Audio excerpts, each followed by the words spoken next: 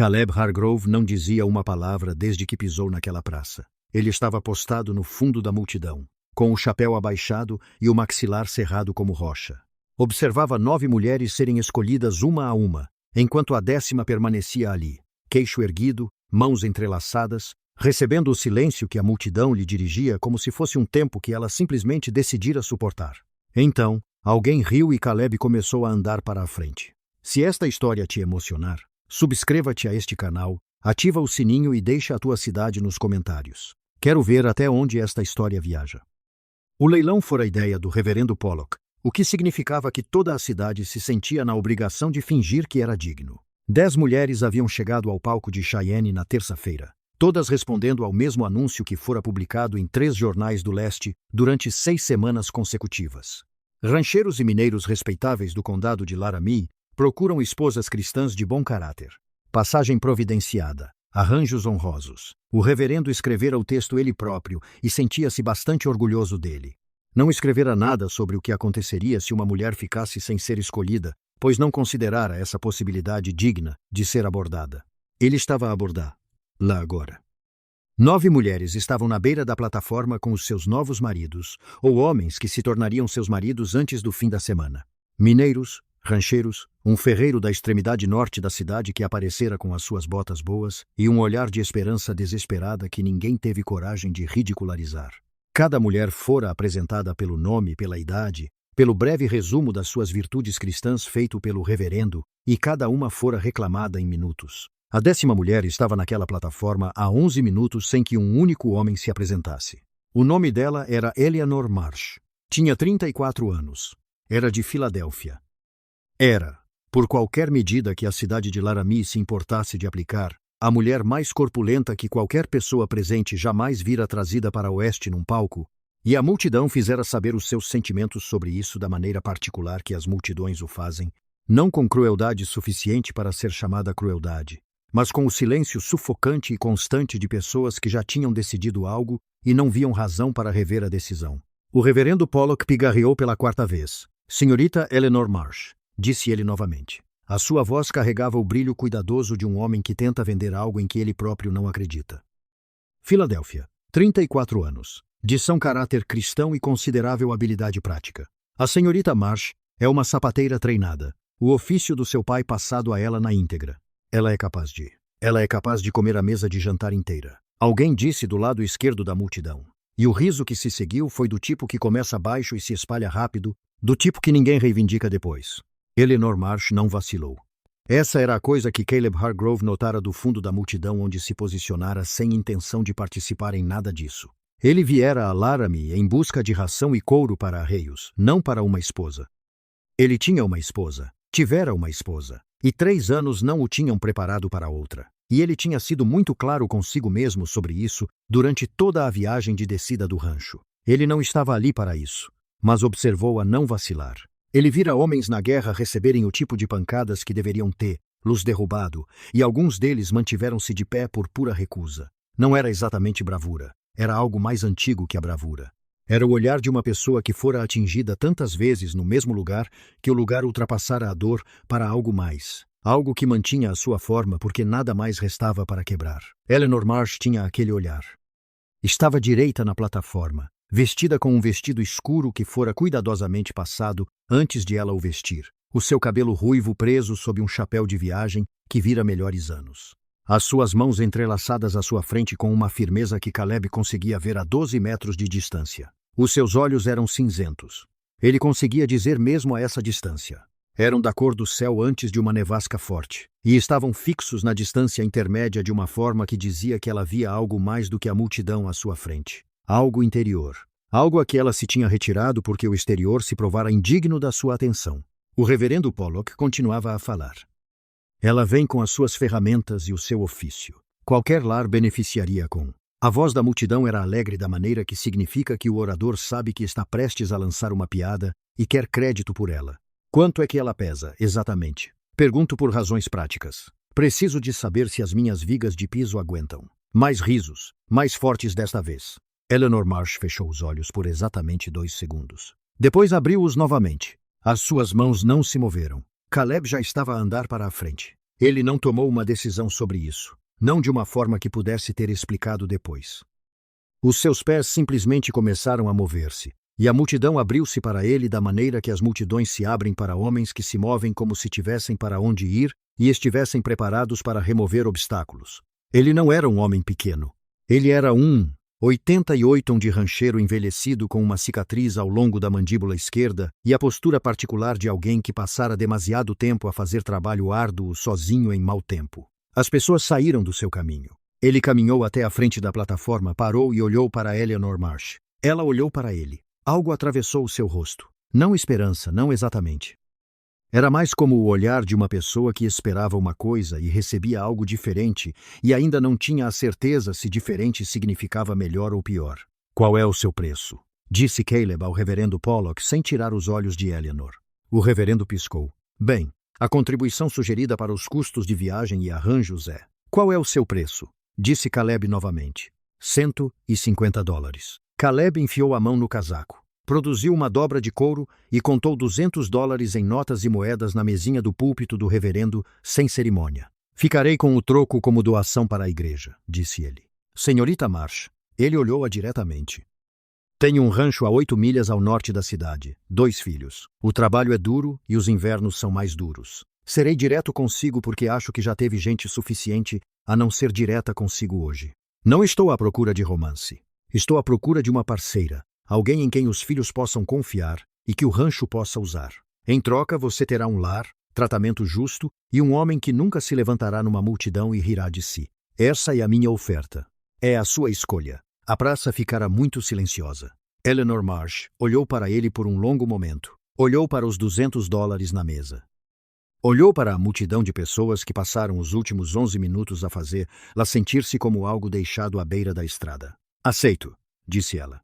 A sua voz era firme como as montanhas atrás da cidade e igualmente inabalável. Bom, Caleb pegou na sua única mala de viagem antes que ela pudesse alcançá-la. Vamos buscar as suas ferramentas ao vagão de bagagem. Precisa de se despedir de alguém?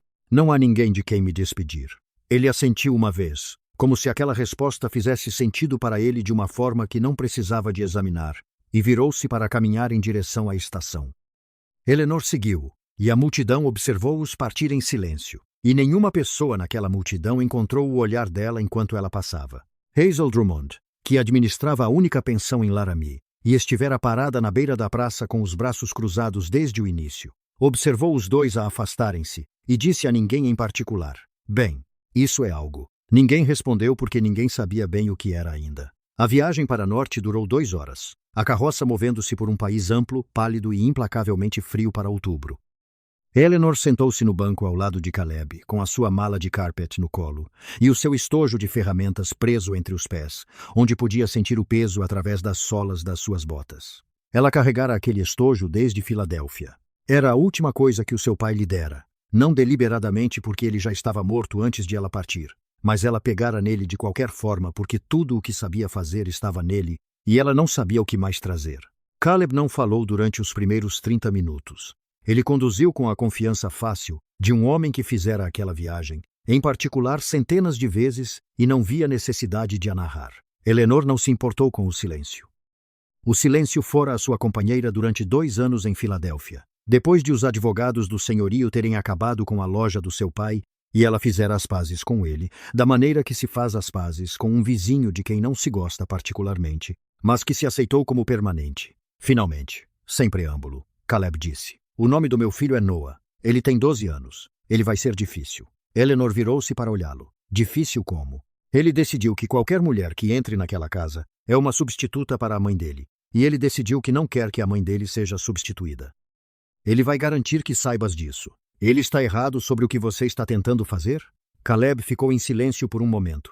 Ele está errado sobre você ser uma substituta. Clara, a mãe dele, ela era um tipo particular de mulher. Ninguém a substitui. Mas ele tem 12 anos e perdeu-a há 8 meses. E está zangado com isso. E você vai ser o alvo mais próximo disponível para essa raiva por um tempo. Eu entendo. Você entende?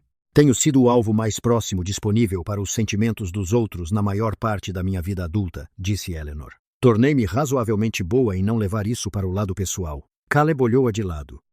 Algo mudou na sua expressão. Não exatamente suavidade, mas um ajuste, uma recalibração. O nome da minha filha é Rosie. Ela tem 7 anos. Ela é o outro tipo de problema. Que tipo é esse? O tipo que fala sem parar e quer saber tudo sobre todos e já decidiu que vai gostar de ti porque ela quer uma mulher em casa e não tem idade suficiente para entender por que é que isso é complicado. Isso parece administrável. Ela vai querer ver as suas ferramentas. Eleanor olhou para o estojo entre os seus pés. Ela é bem-vinda. Outro silêncio. Este mais leve que o primeiro. A estrada curvou para norte e as montanhas aproximaram-se, preenchendo o céu à frente deles em grandes cordilheiras dobradas de cinzento e branco. Eleanor nunca vira montanhas antes de Filadélfia. Ela nunca vira um país tão grande, tão indiferente à presença humana, tão belo da maneira específica que as coisas são belas, quando não tem interesse em ser vistas. Tu consertas sapatos, disse Caleb. Não era uma pergunta. Eu conserto tudo o que é feito de couro, disse Eleanor. Botas, sapatos, arreios, celas, cintos, bolsas. Se for couro e estiver quebrado, geralmente consigo consertá-lo. Meu pai era sapateiro por 30 anos. Ele ensinou-me o ofício quando eu tinha 8 anos. Por que é que deixaste Filadélfia? O juiz Emery Blaine decidiu que queria o quarteirão onde ficava a loja do meu pai. Ele queria para um empreendimento hoteleiro que beneficiasse os seus parceiros de negócios. Meu pai era dono daquele prédio há 22 anos. Mas o juiz encontrou uma hipoteca na escritura original de 1851 que ninguém sabia que existia e mandou executá-la. Tivemos 30 dias para desocupar. Ela disse isso da maneira que dizia a maioria das coisas, reta, sem drama, como uma pessoa fala quando contou uma história tantas vezes que a narração já não requer muita emoção. Meu pai foi contestar isso em tribunal. Ele morreu de ataque cardíaco nos degraus do tribunal. O juiz enviou uma carta de condolências. Caleb não disse nada. A sua mandíbula apertou-se de uma forma que comunicava muito. Depois disso, continuou Eleanor, não havia dinheiro para lutar contra a hipoteca e nenhum lugar em Filadélfia que concedesse crédito a uma mulher que tentasse administrar uma sapataria sozinha. Então respondi ao anúncio. Ela olhou para as montanhas à frente. Não esperava ser a última a ser escolhida. Esperava ser escolhida de todo? Ela ficou em silêncio por um momento. Não, disse ela honestamente. Parecia esperar coisas assim há um tempo. Caleb tirou o carroção da estrada principal para uma trilha mais estreita, que serpenteava morro acima por entre bosques de pinheiros. Você será escolhida aqui, disse ele.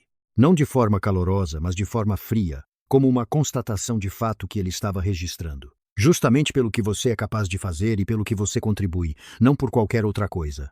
Eleanor o olhou. Ele estava observando a estrada, seu perfil severo contra o céu branco, e ele falava sério. Ela podia ouvir isso com uma clareza que só poderia vir de uma pessoa que não dizia coisas que não significava. Isso é mais do que a maioria das pessoas me ofereceu, disse ela. É o que é certo, disse ele. Como se isso resolvesse tudo. E de alguma forma resolveu. O rancho surgiu à vista quando eles alcançaram a última elevação, uma operação substancial. 3 edifícios principais dispostos em torno de um pátio central, um celeiro grande o suficiente para abrigar 20 cavalos, cercas que corriam em linhas limpas até onde ela podia ver. Era o trabalho de alguém que construía coisas para durar. Cada poste da cerca estava aprumado. Cada portão pendia reto.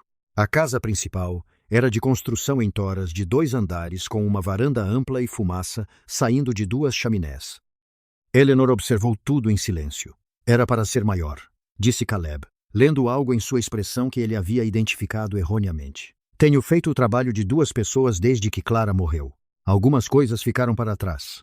As cercas estão retas, disse Eleanor, e as portas do celeiro estão niveladas. Isso não é trabalho de alguém que ficou para trás. Isso é trabalho de alguém que não parou. Ele a olhou. Desta vez a mudança em sua expressão era algo que ela não conseguia nomear. Não gratidão. Algo menos confortável que gratidão. Algo que parecia um homem sendo visto de uma forma que ele havia esquecido que era possível. As crianças estarão de volta do pasto dos fundos, disse ele, e parou o carroção. Eles ouviram Noah antes de vê-lo. Ele deu a volta na esquina do celeiro correndo. Parou bruscamente ao ver Eleanor no banco do carroção e nos 2 segundos antes de arrumar o rosto, ela viu tudo o que Caleb a havia avisado. A raiva, a dor, a determinação dura de um garoto de 12 anos que decidiu que a melhor defesa contra mais perdas era ser hostil primeiro. Você voltou cedo, disse Noah ao pai, olhando para Eleanor com a marca específica de avaliação que as crianças usam quando querem que os adultos saibam que estão sendo avaliados e considerados insuficientes. A diligência chegou na hora pela primeira vez, disse Caleb descendo. Noah, esta é a Sierra. Marsh. Ela ficará conosco. Eu sei o que ela é, disse Noah, ainda olhando para Eleanor. Papai escreveu e me contou. Eleanor desceu do carroção com a calma e autoconfiança de uma mulher que há muito tempo aprendera que a maneira como ela se movia pelo espaço era algo que outras pessoas rastreavam, comentavam, e decidiu continuar se movendo assim mesmo, sem desculpas, sem pressa, sem se diminuir.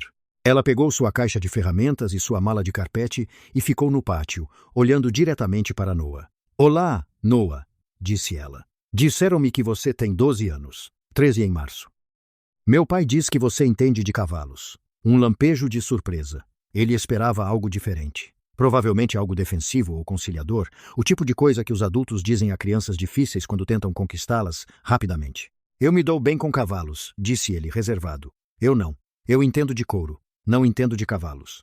Suponho que, se você for ser útil para mim em relação às celas, precisarei que você seja a pessoa a quem perguntarei. Ela disse isso como um fato direto, não um elogio, não uma manipulação.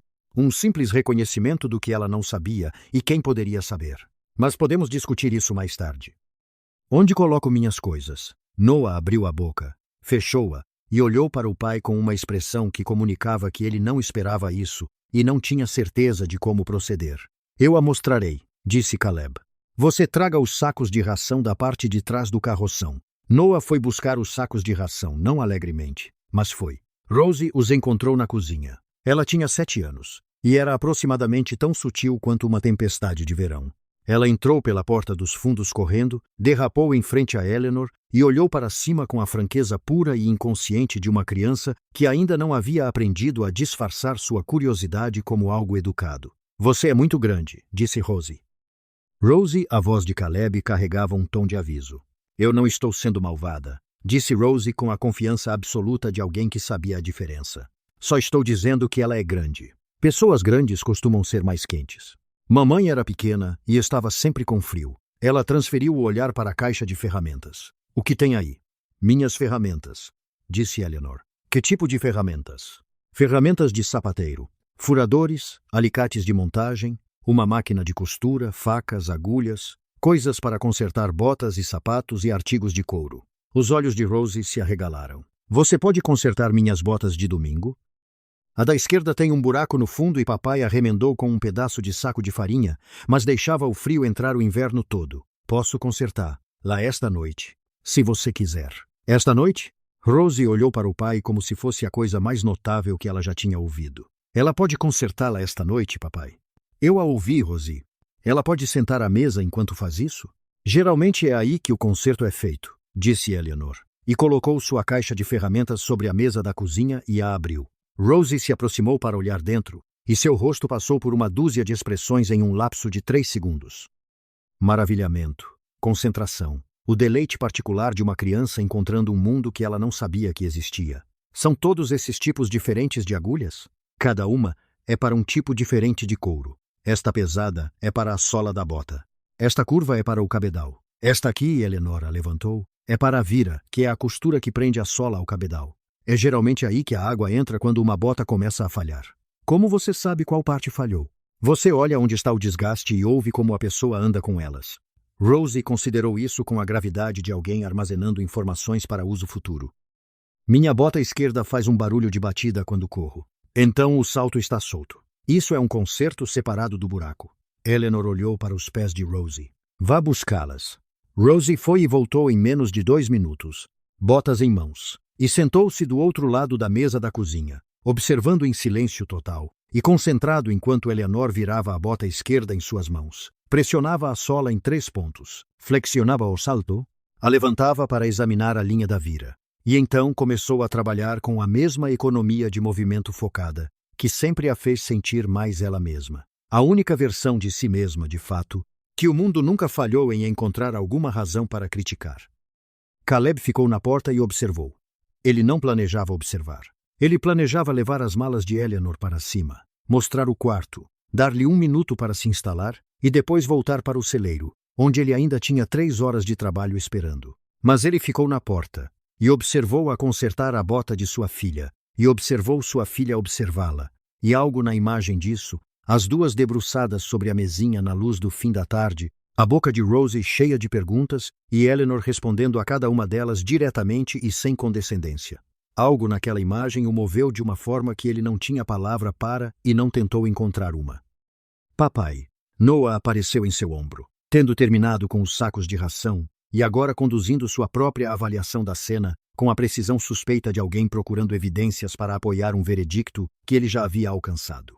Ela só está consertando a bota da Rosie. Eu vejo isso. Isso não significa nada. Eu não disse que significava. Noah ficou em silêncio por um momento. Por que você a escolheu? Caleb olhou para o filho.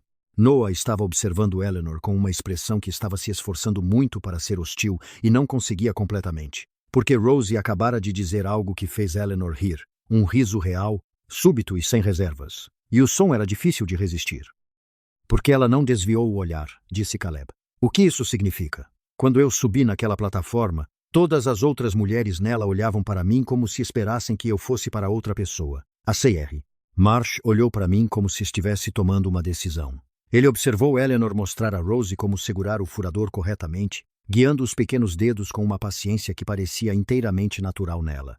Eu queria fazer negócios com alguém que toma decisões, não com alguém que espera que as coisas aconteçam com ela. Noah ponderou isso. Ele não parecia satisfeito, mas também não descartou, o que era o máximo que Caleb esperava. Ela vai querer que as coisas mudem, disse Noah. Provavelmente. Mamãe tinha as coisas de um certo jeito. Eu sei. Eu não quero que tudo mude. Caleb colocou a mão no ombro do filho brevemente, do jeito que os pais fazem com meninos de 12 anos que pararam de tolerar contato prolongado. Ninguém vai mudar Clara, disse ele. Ela está enterrada na crista, e nada do que acontece nesta casa a toca. Mas a casa tem que continuar, Noah. Você me entende? Ela tem que continuar. Noah não disse nada, mas permaneceu na porta ao lado do pai, observando, e não saiu. Do outro lado da mesa da cozinha, Rosie Hargrove disse, Cr. Marsh, você pode me ensinar a parte da costura? Quando suas mãos forem um pouco maiores, disse Eleanor. As agulhas são pesadas, e você tem que puxar com força ou a costura não aguentará. Quão grandes minhas mãos precisam ser? Provavelmente cerca de 1 ano maiores do que são agora. Eu farei 8 anos em abril. Então tentaremos em abril. Rosie sorriu. Você estará aqui em abril? Eleanor olhou para a bota em suas mãos por um momento. Então ela olhou para Rosie com uma expressão que continha algo cuidadoso, algo que não era bem esperança, porque esperança era algo que ela havia aprendido a abordar lentamente, de lado, como se aborda um animal do qual você ainda não tem certeza. Pretendo estar, disse ela. Lá fora, o vento de outubro vinha da cordilheira Medicine Bow e pressionava as janelas, e a cozinha mantinha seu calor, e a única lâmpada a óleo sobre a mesa criava um círculo de luz que abrangia Eleanor Marsh e Rosie Hargrove, e a pequena bota gasta sendo refeita. E Caleb Hargrove ficou na porta de sua própria casa e sentiu algo mudar na fundação da vida que ele vinha suportando há 3 anos. Sentiu-a mudar e se acomodar como uma sola de bota devidamente costurada de volta ao seu cabedal, como algo reparado por alguém que sabia exatamente onde a falha havia começado e o que precisava para se segurar. Ele não disse nada disso.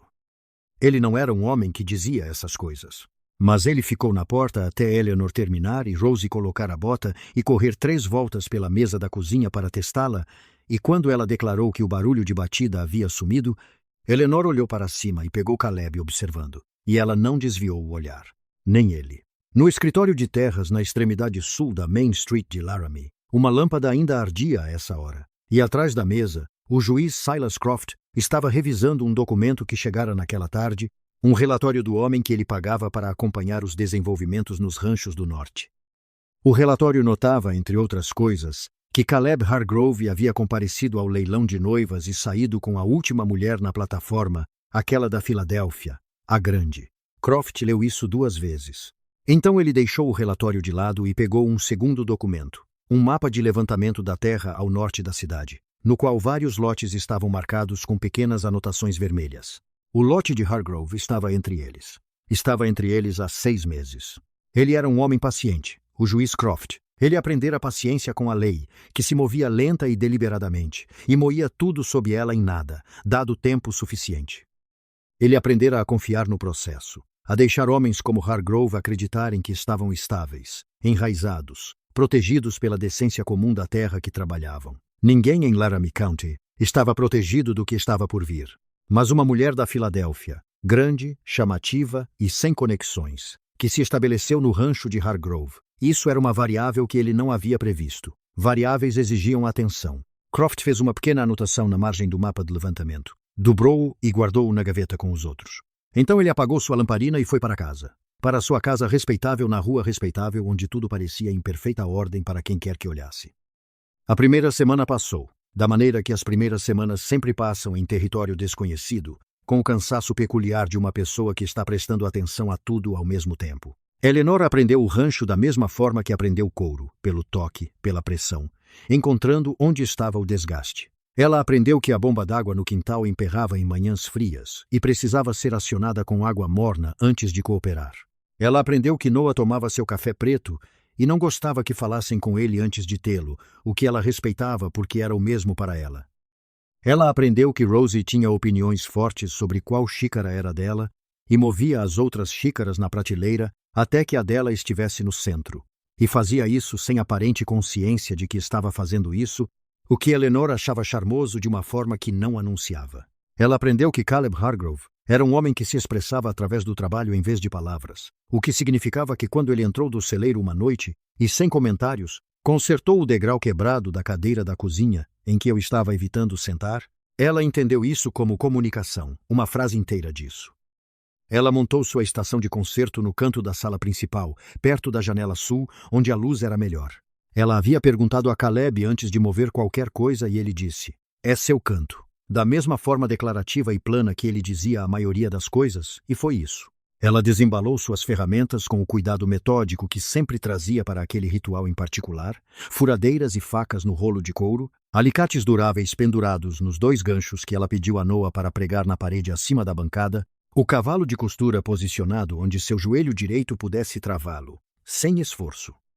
Noah havia pregado os ganchos sem entusiasmo, mas ele os pregou retos, e ele não disse nada desagradável enquanto o fazia, o que Eleanor contou como progresso. O trabalho veio mais rápido do que ela esperava. Boatos viajavam em cidades pequenas da mesma forma que o clima viajava em planícies abertas, rápido, amplo e impossível de parar uma vez que começava. No terceiro dia, Hazel Drummond, da pensão, enviou seu filho mais velho, pela estrada norte com um par de botas masculinas que haviam se separado na vira dos 2 lados e deixaram o proprietário andando sobre o forro interno. Eleanor as consertou em 2 horas. Enviou-as de volta com o menino e incluiu uma lata de óleo de pata de boi com uma nota explicando como tratar o couro antes que o inverno chegasse para evitar que a mesma falha se repetisse. No dia seguinte, uma mulher chamada Ruth Alcott cavalgou da cidade, segurando uma bota de criança em uma mão e as rédeas de seu cavalo na outra, e ela não pediu desculpas por vir sem avisar como as pessoas às vezes fazem, quando não têm certeza de sua recepção. Ela simplesmente amarrou seu cavalo no poste e bateu. "Ouvi dizer que você consertou as botas dos hóspedes de Hazel", disse Ruth quando Eleanor abriu a porta. "Meu filho tem uma cuja sola está se soltando, e as novas da loja custam $2 o par. E meu marido está de cama com o pulso quebrado da mineração na semana passada, e eu não consigo." Ela parou, apertou os lábios. Recomeçou. "Eu não tenho dinheiro para $2 agora." "Entre", disse Eleanor. "Deixe-me ver." Ruth Alcott sentou-se à bancada de Eleanor e a observou examinar a bota com a mesma atenção focada com que Rosie observava na primeira noite. Embora a expressão de Ruth fosse menos admiração e mais o alívio controlado de uma mulher que estava resolvendo problemas sozinha, há tanto tempo que ter alguém ajudando parecia quase suspeito. "A sola ainda está boa", disse Eleanor. "Foi apenas a cola que falhou e a costura deste lado se soltou. Eu posso recolocá-la e recosturar a vira completa. Ela aguentará mais um inverno, talvez 2, se ele não arrastar os pés." Ela olhou para cima. "Ele arrasta os pés?" Ruth emitiu um som que era quase uma risada. "Ele tem 8 anos. Todos eles arrastam os pés. Então, provavelmente mais um inverno. Mas isso lhe dá tempo. Quanto eu te devo?" "Nada por esta. Se aguentar e você quiser a outra bota em manutenção antes da primavera, falaremos sobre troca então." "Você disse que seu marido está de cama. Você tem o suficiente para passar o mês?" Ruth a olhou com uma expressão que tentava decidir se a pergunta era caridade disfarçada, o que Ruth claramente não queria, ou algo mais. "Nós daremos um jeito", disse ela cuidadosamente. "Não estou oferecendo dinheiro", disse Eleanor, lendo-a corretamente. "Estou perguntando porque preciso saber se vale a pena sugerir a Caleb que a propriedade Alcott pode precisar de ajuda com a lenha de inverno. Ele tem cortado extra, E tem mais do que podemos usar. Ruth ficou em silêncio por um momento. Essa é uma maneira gentil de apresentar as coisas, disse ela finalmente. Também é uma maneira verdadeira de apresentar as coisas, disse Eleanor. Há 40 cordas empilhadas atrás do celeiro e mais do que queimaremos antes da primavera. Quando Ruth Alcott partiu naquela tarde, ela tinha a bota de seu filho, com a sola refeita, e um acordo handshake com Eleanor sobre a lenha que permitiu que ambas as mulheres mantivessem sua dignidade. O que Eleanor havia entendido ser a coisa importante, não a madeira, nem mesmo a bota, a dignidade. Caleb esteve no celeiro durante a maior parte do tempo, e ele não perguntou o que havia sido discutido, mas naquela noite ele disse a Noah para levar o trenó extra para a propriedade Alcott no sábado e deixar meia corda empilhada perto da porta deles. Noah, que estava ouvindo tudo do outro cômodo da maneira que crianças de 12 anos sempre ouvem tudo de outros cômodos, disse: "De quem foi a ideia?" "Isso importa?" disse Caleb. Noah não disse nada. Ele olhou para Eleanor de lado e depois olhou para seu prato, e a expressão em seu rosto era a miséria peculiar de uma criança cuja resistência cuidadosamente construída estava desenvolvendo rachaduras. As rachaduras se alargaram 8 dias depois do tempo de Eleanor no rancho, em uma manhã de sexta-feira, e a coisa que as alargou não foi nada dramático. Foi uma bota. Especificamente, foi um par de botas que pertenciam a Clara Hargrove, guardadas na arca de cedro ao pé da cama do andar de cima, que havia sido de Clara e agora era de Eleanor. Eleanor não havia aberto a arca. Ela havia colocado suas próprias coisas no guarda-roupa e deixado a arca ficar como estava, o que foi o instinto correto e ela sabia disso. Mas na manhã de sexta-feira, Noah apareceu na porta da sala principal, segurando aquelas botas em ambas as mãos, e seu rosto estava fazendo algo que ele claramente estava tentando muito controlar. "Estas eram da mamãe", disse ele. Eleanor pousou a correia do arreio que estava trabalhando. "Eu sei. Eu não as toquei." "A da esquerda." Ele as estendeu para ela. Eleanor podia ver, lá do outro lado da sala. O salto da bota esquerda havia se soltado completamente, pendurado por um único fio da costura original. Caiu. Ela usava estas para a igreja todo domingo. Ela as usava no último domingo antes de... Ele parou. Sua mandíbula ficou tensa de uma forma inteiramente de seu pai. "Elas só precisam ser consertadas. Não estou pedindo porque quero. Estou pedindo porque não sei como fazer isso de outra forma." Eleanor se levantou de sua bancada.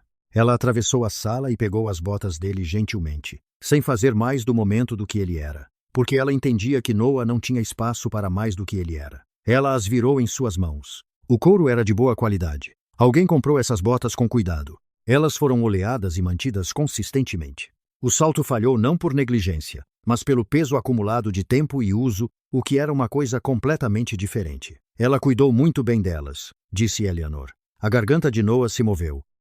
"Ela cuidou muito bem de tudo. Eu posso ver isso." Eleanor sentou-se em sua bancada. "O bloco do salto está intacto. Eu posso recolocá-lo e pregá-lo antes de costurar, para que não se mova enquanto eu trabalho. Ficará sólido quando eu terminar. Melhor do que era originalmente porque usarei um prego de anel de latão através da vira em vez de apenas a costura da vira. Ficará igual? O conserto ficará na parte interna do assento do salto. Você não o verá do lado de fora." Noah a observou começar. Observou suas mãos se moverem com a economia e a segurança que não tinham nada de performático. Esta era simplesmente uma pessoa que sabia o que estava fazendo e o fazia. Depois de alguns minutos, ele sentou-se na cadeira perto da bancada, e não disse que estava sentando ou explicou por que apenas sentou. "Ela tinha pés largos", disse ele depois de um tempo. O homem da loja na cidade sempre tentava colocar ela em um modelo estreito porque achava que ficava melhor. Ela voltava para casa e seus pés doíam o dia todo, mas ela nunca dizia nada na loja. "As pessoas raramente o fazem", disse Eleanor. "Por quê?" "Porque dizer a alguém que está errado quando você precisa de algo é complicado." Ela trabalhou os alicates de modelagem ao redor do salto, recolocando o bloco. "É mais fácil absorver o desconforto você mesmo do que tornar a transação difícil." Noah ponderou isso. "É isso que você faz?" Eleanor fez uma pausa por apenas uma fração de segundo. "Eu costumava", disse ela. "Estou tentando fazer menos." Outro silêncio. "O bom tipo, o tipo com algo trabalhando através dele." "Ela teria gostado de assistir você fazer isso", disse Noah. Sua voz estava mais baixa agora, a maioria das defesas fora dela. Ela gostava de assistir pessoas que sabiam o que estavam fazendo. Ela sempre dizia que não havia nada melhor para assistir do que uma pessoa fazendo o que foi feita para fazer. Eleanor manteve os olhos em seu trabalho. "Ela parece ter sido muito sábia." Ela foi. Ela também era teimosa como uma mula em certas coisas, e papai disse que eu peguei isso dela, o que ele quer dizer como um elogio, mesmo quando soa como uma reclamação. Eleanor olhou para cima, e pela primeira vez, Noah Hargrove lhe deu algo que não era bem um sorriso, mas estava na vizinhança de um breve e cauteloso suavizar em torno dos olhos que desapareceu quase antes de chegar. Parece uma avaliação justa, disse Eleanor. Não diga a ele que concordei com ele. Eu não ousaria. Quando ela lhe devolveu as botas, ambas com os saltos, couro sólido, limpo, o concerto da esquerda invisível de todos os ângulos. Noah as segurou como as pessoas seguram coisas que temiam que pudessem ser perdidas, cuidadosamente com as duas mãos perto do peito. Obrigado, disse ele. E ele quis dizer isso sem qualificações, que era o único tipo de agradecimento que valia a pena ter. Foi o vice-marechal Tom Beauchamp quem entregou o primeiro aviso, e ele o entregou da maneira que fazia a maioria das coisas, relutantemente e com o olhar de um homem que estava escolhendo, como sempre escolhia o caminho de menos conflito direto.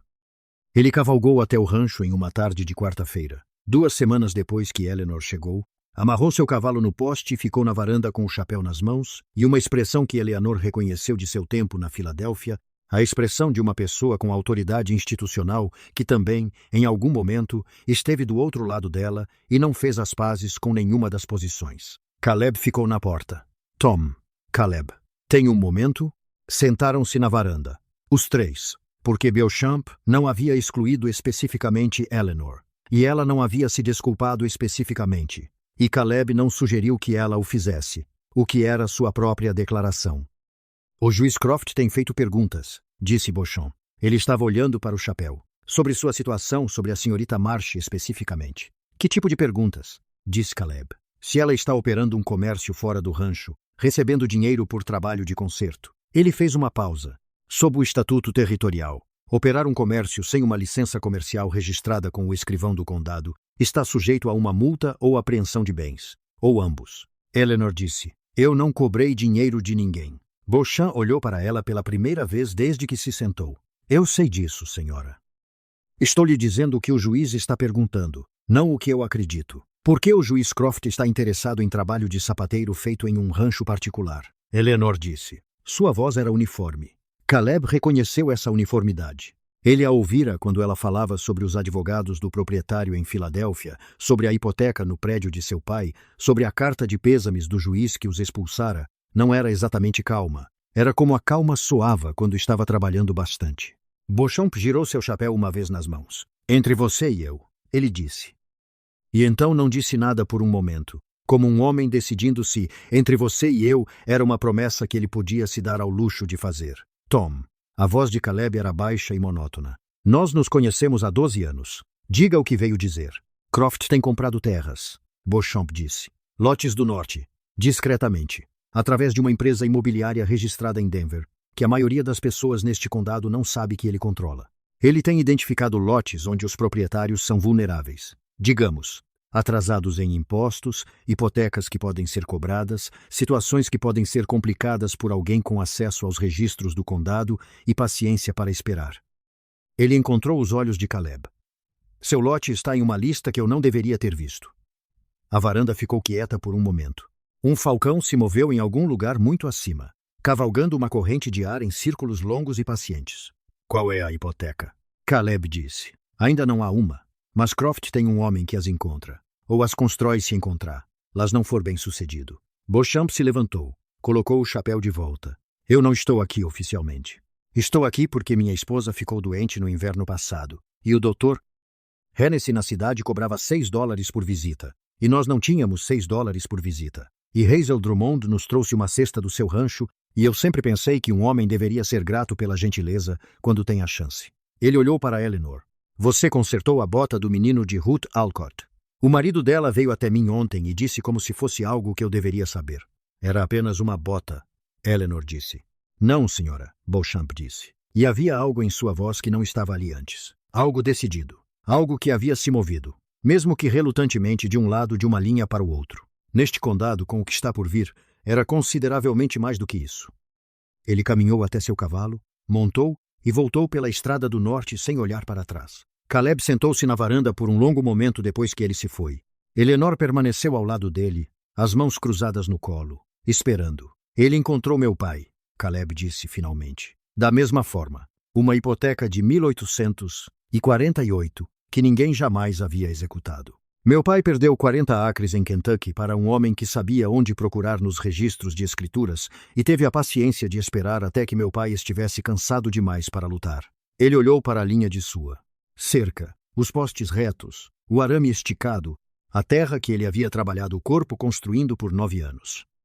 Eu pensei que tinha deixado isso para trás. Isso segue as pessoas que têm coisas que valem a pena levar, Eleanor disse. Ou pessoas que não têm dinheiro suficiente para tornar a luta muito cara. Ele se virou para olhá-la. Sua expressão tinha a qualidade despojada de alguém que acabou de ter uma coisa que temia confirmada e está decidindo se deve ficar aliviado ou com medo por poder parar de esperá-la. Ele não está apenas atrás de mim. Não, Eleanor concordou. Ele não está. Beauchamp disse lotes do norte, no plural. O que significa que há outras famílias em sua lista. O que significa? Eleanor disse cuidadosamente que, seja lá o que ele esteja fazendo, ele está fazendo para pessoas suficientes para que valha a pena o incômodo fazê-lo, para todos eles de uma vez. Caleb olhou para ela. O que isso significa? Eleanor pegou a correia do arreio em que estava trabalhando quando Noah veio até ela naquela manhã com as botas de sua mãe. Ela a girou nas mãos, couro bom começando a ficar rígido no frio, precisando de tratamento. Em Filadélfia, ela disse. Quando o juiz Blaine começou a agir contra os prédios em nosso quarteirão, ele o fez um imóvel de cada vez. Cada proprietário pensava que era o único. Ninguém falava uns com os outros porque ninguém sabia que havia algo para falar. Ela passou o polegar pela borda rachada da correia. Meu pai descobriu 2 semanas antes de morrer que outros 3 donos de negócios no mesmo quarteirão haviam recebido o mesmo aviso do mesmo escritório de advocacia. Se eles tivessem sabido mais cedo, se tivessem se encontrado mais cedo, ela parou. O resultado poderia ter sido diferente. O vento veio das montanhas e se moveu pelo quintal, e os álamos ao longo da cerca norte viraram suas folhas na prata e ouro. O movimento particular de tremer que os álamos têm, como se estivessem sempre à beira de dizer algo. Você está dizendo que precisamos encontrar os outros, Caleb disse. Estou dizendo que alguém deveria, Eleanor disse. E estou dizendo que uma mulher que conserta botas para as pessoas não precisa de um motivo para cavalgar até um rancho vizinho. Ela só precisa saber onde eles estão. Caleb ficou quieto por um longo tempo. O sol estava caindo em direção à cordilheira ocidental, agora tingindo o céu com as cores que Eleanor estava começando a associar a este lugar em particular, um espectro para o qual ela ainda não tinha nomes que existia apenas aqui, apenas a esta hora, apenas neste país que a estava pedindo lenta e em sua própria linguagem para pertencer a ele. O marido de Ruth Alcott, ele disse finalmente. Seu nome é George. Seu irmão tem um lote 6 milhas a leste. E há uma viúva chamada Patterson que cria ovelhas na Cordilheira Sul, com quem não falo há 2 anos porque ela e eu discordamos sobre a linha da cerca e ambos éramos teimosos demais para resolver isso. A discordância ainda vale a pena ter? Caleb olhou para a linha da cerca novamente. Não, ele disse. Suponho que não. Então talvez eu deva levar um pouco de óleo de pata de boi para ela e ver se os postes de sua cerca precisam de atenção. Eleanor disse. Os ovelheiros usam muito couro em suas operações. Coleiras, guias, amarras. É razoável que um sapateiro visite. Dentro da casa, Rosie estava cantando algo desafinado e alegre para sua coleção de animais de madeira esculpida. Noah estava arrumando a mesa para o jantar, com o barulho particular de um garoto de 12 anos, que ainda ocasionalmente precisava comunicar sua presença através do ruído. A luz da cozinha entrava quente e amarela pela janela e lançava um retângulo de ouro sobre as tábuas da varanda. Caleb olhou para Eleanor, e Eleanor olhou para as montanhas. E em algum lugar no escritório de terras, na extremidade sul da rua principal de Laramie, um homem com paciência e acesso aos registros de escrituras do condado estava lendo um mapa topográfico à luz de lamparina, certo de que as pessoas cujos nomes estavam marcados nele não tinham ideia do que estava por vir e nenhum meio de impedi-lo se tivessem. Ele estava errado sobre uma dessas coisas. Ele ainda não sabia disso. Eleanor cavalgou até o rancho de ovelhas Patterson em uma quinta-feira de manhã, com uma lata de óleo de pata de boi em sua bolsa de sela e seu rolo de ferramentas amarrado atrás da sela, e ela não se disse que estava fazendo nada além do que parecia estar fazendo, porque quanto mais velha ficava, menos paciência tinha para o auto-engano. Caleb tinha se oferecido para ir com ela. Ela havia recusado, não porque não quisesse companhia, Mas porque uma mulher chegando sozinha à porta de outra mulher era uma coisa diferente de uma mulher chegando com um pecuarista ao seu lado, e a diferença importava. Ela havia aprendido em Filadélfia que as conversas que as mulheres tinham umas com as outras quando os homens não estavam presentes eram de uma qualidade de conversa totalmente diferente, menos encenada, menos cuidadosa, mais disposta a chegar ao ponto real. O rancho Patterson era menor que o de Caleb. A casa principal encostada em uma encosta com o instinto prático de alguém que aprendeu a usar a terra como quebra-vento. Eleanor amarrou seu cavalo no poste e bateu. E a mulher que abriu a porta tinha cerca de 60 anos, com a economia desgastada de alguém que fez trabalho físico ao ar livre por 4 décadas e alcançou uma dureza magra e angular que não tinha nada de apologético. Senhora Patterson, Eleanor disse. Meu nome é Eleanor Marsh. Estou morando no rancho Hargrove. Ouvi dizer que você administra um negócio de ovelhas e pensei que você poderia precisar de uma sapateira. Trouxe óleo. Margaret Patterson a olhou por um longo momento com a avaliação franca de uma mulher que viveu sozinha, tempo suficiente para ter parado de suavizar seu escrutínio para o conforto de estranhos. Então ela abriu a porta mais. Entre, ela disse. Vou preparar café. Elas se sentaram a uma mesa de cozinha coberta de amostras de lã e um livro de contabilidade que Margaret não moveu nem pediu desculpas, o que Eleanor tomou como um bom sinal. Pessoas que arrumavam seus materiais de trabalho para os convidados estavam apresentando uma versão de suas vidas. Pessoas que deixavam o livro onde estavam permitindo que você visse a real. Caleb Hargrove a enviou. Margaret disse. Não era uma pergunta. Caleb Hargrove me disse onde você estava, Eleanor disse. Eu decidi vir. Margaret considerou essa distinção. Você ouviu sobre a discordância da linha da cerca. Ouvi que houve uma. Também ouvi que não foi resolvida. Não foi. Ele está errado sobre onde o marcador do canto sudeste foi colocado, e eu tenho a pesquisa original para provar isso, e ele é orgulhoso demais para olhar. Eu acho que ele pode estar menos orgulhoso disso do que estava, Eleanor disse. As coisas mudaram um pouco. Margaret envolveu ambas as mãos em sua xícara de café. Lá fora, em algum lugar na encosta, uma ovelha fez sua reclamação a ninguém em particular. Que coisas! Eleanor contou a ela sobre a visita de Beauchamp. Ela contou de forma clara e sem drama, da mesma maneira que contou a Caleb sobre o proprietário de seu pai, factual, sequencial, sem os floreios que teriam feito parecer uma história em vez de um relatório. Margaret ouviu sem interromper, o que era a marca de alguém que entendia que o momento de fazer perguntas era depois que você tinha todas as informações. Quando Eleanor terminou, Margaret ficou quieta por um momento. Então ela se levantou e foi até a prateleira acima do fogão e voltou com um papel dobrado que ela colocou sobre a mesa na frente de Eleanor sem comentários. Eleanor o desdobrou. Era um aviso do escritório de terras do condado de Laramie, datado de 6 semanas antes, informando a Margaret Patterson que uma hipoteca no valor de $340 havia sido identificada na escritura original de sua propriedade, originada de uma reivindicação territorial de 1861, que nunca havia sido formalmente descarregada.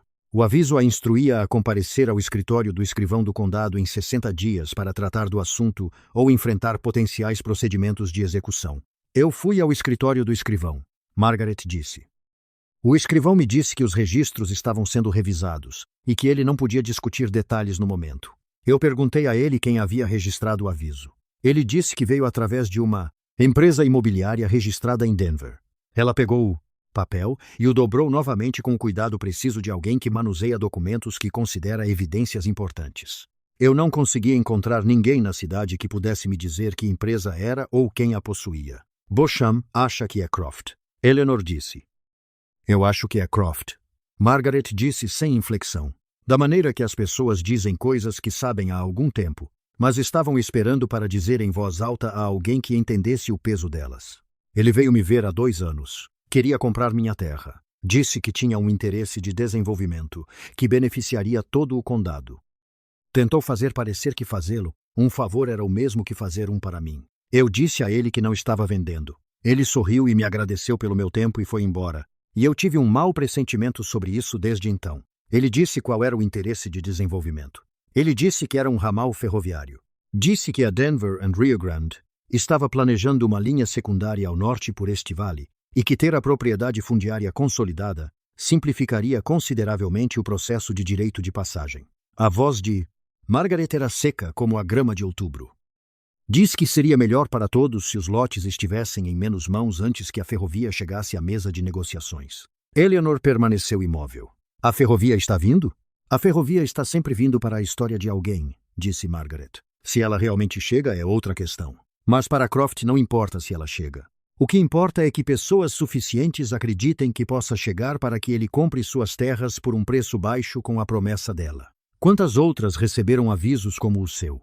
Margaret levantou-se novamente, foi à mesma prateleira e voltou com mais 3 papéis dobrados. Ela os colocou na mesa sem explicação.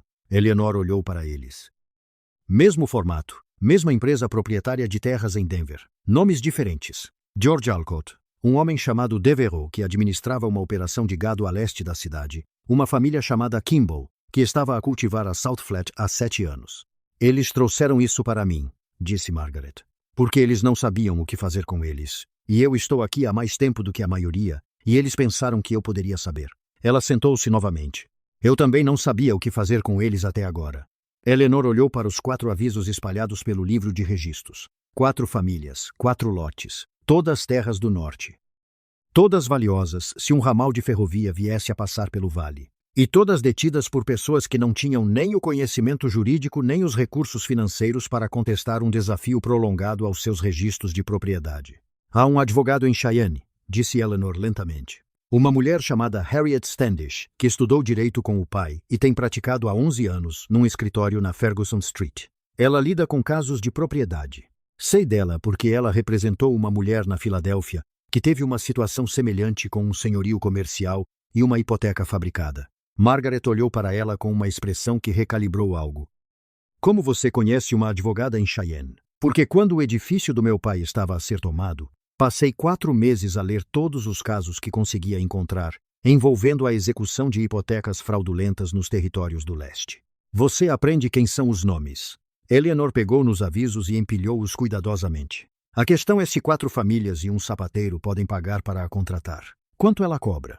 Não sei as taxas atuais dela, mas sei que ela aceita casos em regime de contingência quando a fraude subjacente é suficientemente clara. Eleanor olhou diretamente para Margaret. Também sei que 5 famílias juntas podem suportar um custo que quebraria cada uma delas individualmente. A cozinha estava quieta. Margaret Patterson olhou para Eleanor Marsh do outro lado da mesa, com a expressão de alguém que chegava a uma conclusão para a qual vinha trabalhando há algum tempo e estava aliviada por finalmente a alcançar. Você veio aqui para trazer petróleo, disse Margaret. Eu vim aqui para trazer petróleo, concordou Eleanor. E de alguma forma estamos a falar de juntar recursos para uma advogada. O petróleo ainda está disponível, disse Eleanor. As coleiras das suas ovelhas pareciam secas da estrada. Margaret emitiu um som que era inteiramente uma risada, abrupta e genuína, do tipo que chega sem permissão. Caleb Hargrove escolheu um tipo particular de mulher, disse ela. Dou-lhe isso. Ele escolheu alguém que precisava de um lugar para pousar, disse Eleanor. O que acontece depois disso é apenas trabalho. Ela voltou para o rancho com os 4 avisos na sua bolsa de sela e a sensação particular de uma pessoa que encontrou a forma de um problema e descobriu que ele tem uma forma, que pode ser trabalhada, o que é uma sensação completamente diferente do pavor sem forma de um problema que não pode ser visto claramente. Ela não estava otimista. O otimismo exigia uma fé em bons resultados que a sua vida não tinha recompensado consistentemente. Mas ela estava orientada, e a orientação era mais útil do que o otimismo na maioria das circunstâncias. Caleb estava no curral, quando ela chegou.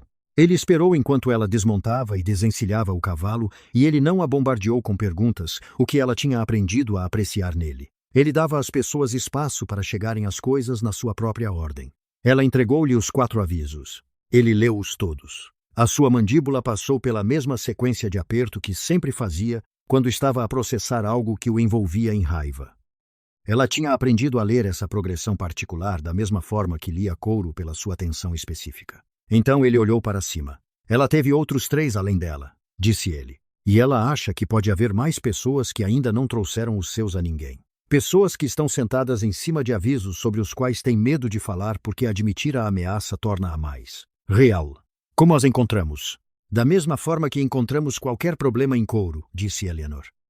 Você pressiona ao longo da costura até sentir onde ela cede. No domingo seguinte, após os serviços na igreja na Mill Street, onde o reverendo Pollock proferiu um sermão sobre a virtude da paciência, que metade da congregação, Sentiu claramente que lhe era dirigido pessoalmente por diferentes razões. Eleanor ficou para trás enquanto Caleb levava as crianças para o carroção. Ela tinha pedido a Hazel Drummond para ficar também, e Hazel tinha dado a ela o olhar de uma mulher que reconheceu um pedido estratégico quando o recebeu e ficou.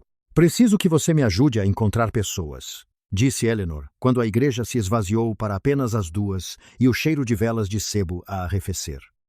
Discretamente, pessoas que receberam avisos do escritório de terras do condado nos últimos 6 meses. Pessoas que estão preocupadas e não disseram nada. Hazel cruzou os braços. Eu administro a única pensão em Laramie, disse ela. Eu sei de tudo o que acontece nesta cidade. É por isso que estou a perguntar a você. Isso vai causar confusão. As coisas já estão agitadas, disse Eleanor. Nós apenas não estivemos a observar a panela. Hazel ficou quieta por um momento, fazendo o cálculo privado de uma mulher que há muito aprendeu o custo de se envolver e o custo de não se envolver, e tem anos suficientes atrás dela para saber que o segundo é geralmente mais alto. Há um homem chamado Horace Birch, que passou por aqui há 3 semanas a caminho de sair do território, disse ela. Ele estava a cultivar a terra a leste da cidade há 6 anos. Vendeu o seu lote por 40 centavos, por dólar, a uma empresa de holding, e foi embora porque disse que não podia pagar para lutar contra o aviso de hipoteca e não podia pagar para ficar, e vê-los levá-lo. Ela olhou firmemente para Eleanor. Ele chorou quando pagou a conta da pensão. Um homem adulto. Ele construiu aquela quinta com a sua esposa e ela está enterrada lá. Ele teve que deixar. Lá. Eleanor não disse nada. Ela deixou que o peso disso assentasse onde aterrou. Vou fazer uma lista, disse Hazel. Quem eu conheço? Quem eu suspeito? Serei cuidadosa com isso. Ela pegou no seu casaco do banco. Você sabe que Croft vai descobrir que você está a fazer perguntas. Ele provavelmente já sabe que eu existo, disse Eleanor. Prefiro que ele saiba que estou a fazer perguntas do que acredite que não estou. Essa é uma posição ousada para uma mulher que está neste condado há menos de 1 mês. Eu tenho prática, disse Eleanor com homens que usam documentos legais como armas. A arma só funciona se o alvo não entender com o que está a ser atingido. Depois de conseguir ler o documento, você pode começar a respondê-lo. Hazel olhou para ela por um longo momento. Meu marido, disse ela, perdeu 40 acres em Missouri para uma reivindicação de hipoteca em 1858. Nós mudamos-nos para o oeste por causa disso. Estou à espera há 20 anos, por alguém que me pudesse explicar exatamente o que nos aconteceu. Ela vestiu o casaco com um movimento decisivo de alguém a fazer um compromisso. Terei essa lista para você até quarta-feira. Foi Noah quem notou o estranho primeiro. Ele entrou da estrebaria numa noite de terça-feira com a atenção particular de um rapaz de 12 anos que tem prestado atenção a algo e está a decidir se deve dizê-lo. E ele ficou na porta da cozinha até Eleanor olhar para cima da correia que estava a costurar. Há um homem sentado na base da Cordilheira Norte desde esta tarde, disse Noah. Apenas sentado. Ele não está a caçar. Ele não está a fazer nada. Ele está apenas a observar o rancho. Eleanor largou a correia. Como ele se parece. Roupas da cidade, não um rancheiro. Ele tem um cavalo amarrado nas árvores, mas ele continua a sair para a beira onde pode ver o quintal. Noah hesitou. Ele tem estado a escrever coisas. Caleb entrou da outra divisão. Ele tinha estado a ouvir. Ela tinha aprendido isso sobre ele também. Ele ouvia de outras divisões como Noah fazia, o que confirmava que o filho o tinha herdado honestamente. Onde exatamente? Noah descreveu a posição. Caleb foi até a janela e olhou, e depois voltou para a cozinha e pegou no seu casaco. Eu vou falar com ele, disse ele. Leve-me, disse Noah. Não, pá, não. A voz de Caleb era a frequência particular que terminava a negociação. Ele olhou para Eleanor. Mantenha a porta trancada. Eu volto em 20 minutos. Ele voltou em 15, sozinho. Ele já tinha ido quando cheguei à cordilheira, disse ele. Mas ele esteve lá por um tempo. A relva estava achatada. Ele tinha feito uma pequena fogueira e apagou-a antes de sair. Havia uma página de caderno que ficou para trás, presa num ramo. Ele colocou um pedaço de papel dobrado na mesa. Eleanor abriu-o. Era um diagrama desenhado à mão, um esboço aproximado do layout do rancho com distâncias estimadas e anotadas. A estrebaria, a casa principal, o curral, a estrada de acesso. Na margem, numa caligrafia limpa e apertada, 2 palavras, Marsh ativa. Ela olhou para isso por um longo momento. Então ela pousou-o na mesa e pegou na correia que estava a trabalhar. E ela terminou o ponto em que estava no meio, quando Noah entrou porque o ponto precisava de ser terminado. E as suas mãos estavam firmes, e ela não via razão para deixá-las tornar-se de outra forma. Ele sabe, disse ela. Sim, ele sabe e está a observar. Sim. Ela puxou o fio apertado e deu um nó e testou a costura com ambos os polegares. Segurou. Ela largou a correia e olhou para Caleb do outro lado da mesa. Então precisamos de nos mover mais rápido do que estávamos a planear. Noah ainda estava de pé na porta. Ele tinha 12 anos e tinha acabado de ser dito na linguagem dos adultos que as crianças entendem perfeitamente, mesmo quando não deveriam estar a ouvir, que algo perigoso estava a vir em direção à sua família. Eleanor olhou para ele.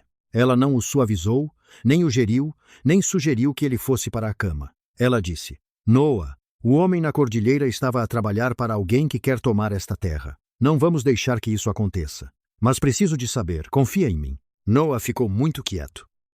Ele era filho do pai naquele momento, na honestidade despojada do silêncio antes de responder. Eu confio em você com as botas da mamãe, disse ele. Isso é sim. Sim, eu confio em você. Eleanor compreendeu a resposta mais completa que ele tinha. Ela aceitou-a como o que era. Bom, disse ela. Então vá para a cama. Amanhã vai ser um dia longo. Ela sentou-se à mesa depois das crianças terem ido para cima e Caleb sentou-se em frente dela e entre eles estava a página do caderno com as suas 2 palavras que não mudaram nada na situação e confirmaram tudo sobre a sua urgência. Harriet Standish, disse Eleanor. Precisamos de lhe escrever esta noite. O que lhe dizemos? Eleanor olhou para os 4 avisos de terra ainda na sua bolsa de cela, para a lista de Hazel que receberia na quarta-feira, para a página do caderno com a sua anotação apertada na margem, para a correia que ela tinha acabado de costurar de volta, e para as botas que ela tinha consertado, e para a pequena arquitetura de confiança que ela vinha construindo ponto por ponto desde o dia em que se sentou à sua bancada no canto. Desta sala, dizemos-lhe, disse Eleanor, exatamente o que está a acontecer. Tudo. Porque a única vantagem que temos é que sabemos a forma desta coisa, e Croft acredita que não sabemos. Caleb pegou na página do caderno. Ele olhou para as 2 palavras. Então ele virou o papel, empurrou-o pela mesa para Eleanor e colocou uma caneta ao lado dele. Você escreve, disse ele. Você sabe o que precisa ser dito. Ela sabia. Pegou a caneta e começou. Harriet Standish chegou ao palco na quinta-feira, 12 dias depois que a carta de Eleanor chegou a Cheyenne, e chegou sem aviso prévio. O que Eleanor mais tarde entenderia ser característico dela. Ela não anunciava seus movimentos para cidades onde a oposição tinha amigos no escritório de telégrafo. Ela tinha 43 anos, era compacta e precisa em seus movimentos, com óculos de leitura empurrados para a testa e uma bolsa de couro visivelmente mais pesada do que qualquer coisa que uma mulher de seu porte deveria carregar sem ajuda, algo que ela claramente não ia pedir. Ela desceu da plataforma do palco, olhou ao redor da rua principal de Laramie com a expressão calibradora de uma pessoa fazendo um inventário, e encontrou Eleanor esperando perto da carroça, porque Eleanor simplesmente decidiu encontrar cada palco até que a pessoa certa descesse de um deles. Senhorita Standish, disse Eleanor. Senhora Hargrove. Harriet Standish apertou sua mão com a franqueza de alguém que há muito tempo parou de realizar as hesitações sociais esperadas das mulheres em contextos profissionais. Sua carta foi completa. Isso é mais raro do que você pensa. A maioria das pessoas escreve para advogados como escreve para Deus, com muito sentimento e pouquíssimos detalhes. Ela entregou a Eleanor uma ponta da bolsa sem cerimônia. Ajude-me com isso. Temos muito o que discutir, e prefiro fazer isso em um lugar que não seja no meio da rua. Eles não foram para o rancho. Eleanor pensou sobre isso e decidiu contra. Porque se Croft tivesse um homem vigiando a estrada do norte, ela não queria que a chegada de Harriet Standish fosse registrada como uma visita à propriedade Hargrove. Em vez disso, Hazel Drummond havia liberado o quarto dos fundos da pensão, aquele que ela usava para armazenamento e para conversas ocasionais que ela não queria que fossem conduzidas em seu salão público, e foi lá que Eleanor pediu aos outros que se reunissem. Todos estavam presentes quando Eleanor e Harriet entraram pela porta dos fundos, Caleb, perto da janela de braços cruzados, Margaret Patterson sentada à mesa, com seus 4 avisos já dispostos à sua frente, George Alcott, cujo pulso direito ainda estava enfaixado do ferimento na mina, sentado ao lado de sua esposa Ruth, que veio sem ser convidada, e ficou porque Ruth Alcott não era uma mulher que deixava seu marido representar seus interesses, sem estar presente para corrigir a representação, se necessário. A família Kimball, James e Dorothy, 7 anos em sua propriedade, 3 filhos que deixaram com um vizinho, sentaram-se juntos com a particular proximidade de pessoas sob pressão sustentada. E a própria Hazel Drummond, encostada na parede perto da porta de braços cruzados, e com a expressão de uma mulher que esperou muito tempo por uma reunião como esta, e pretende garantir que ela resulte em algo. Harriet Standish colocou sua bolsa na mesa, abriu-a e produziu um documento que colocou o plano ao lado dos avisos de Margaret.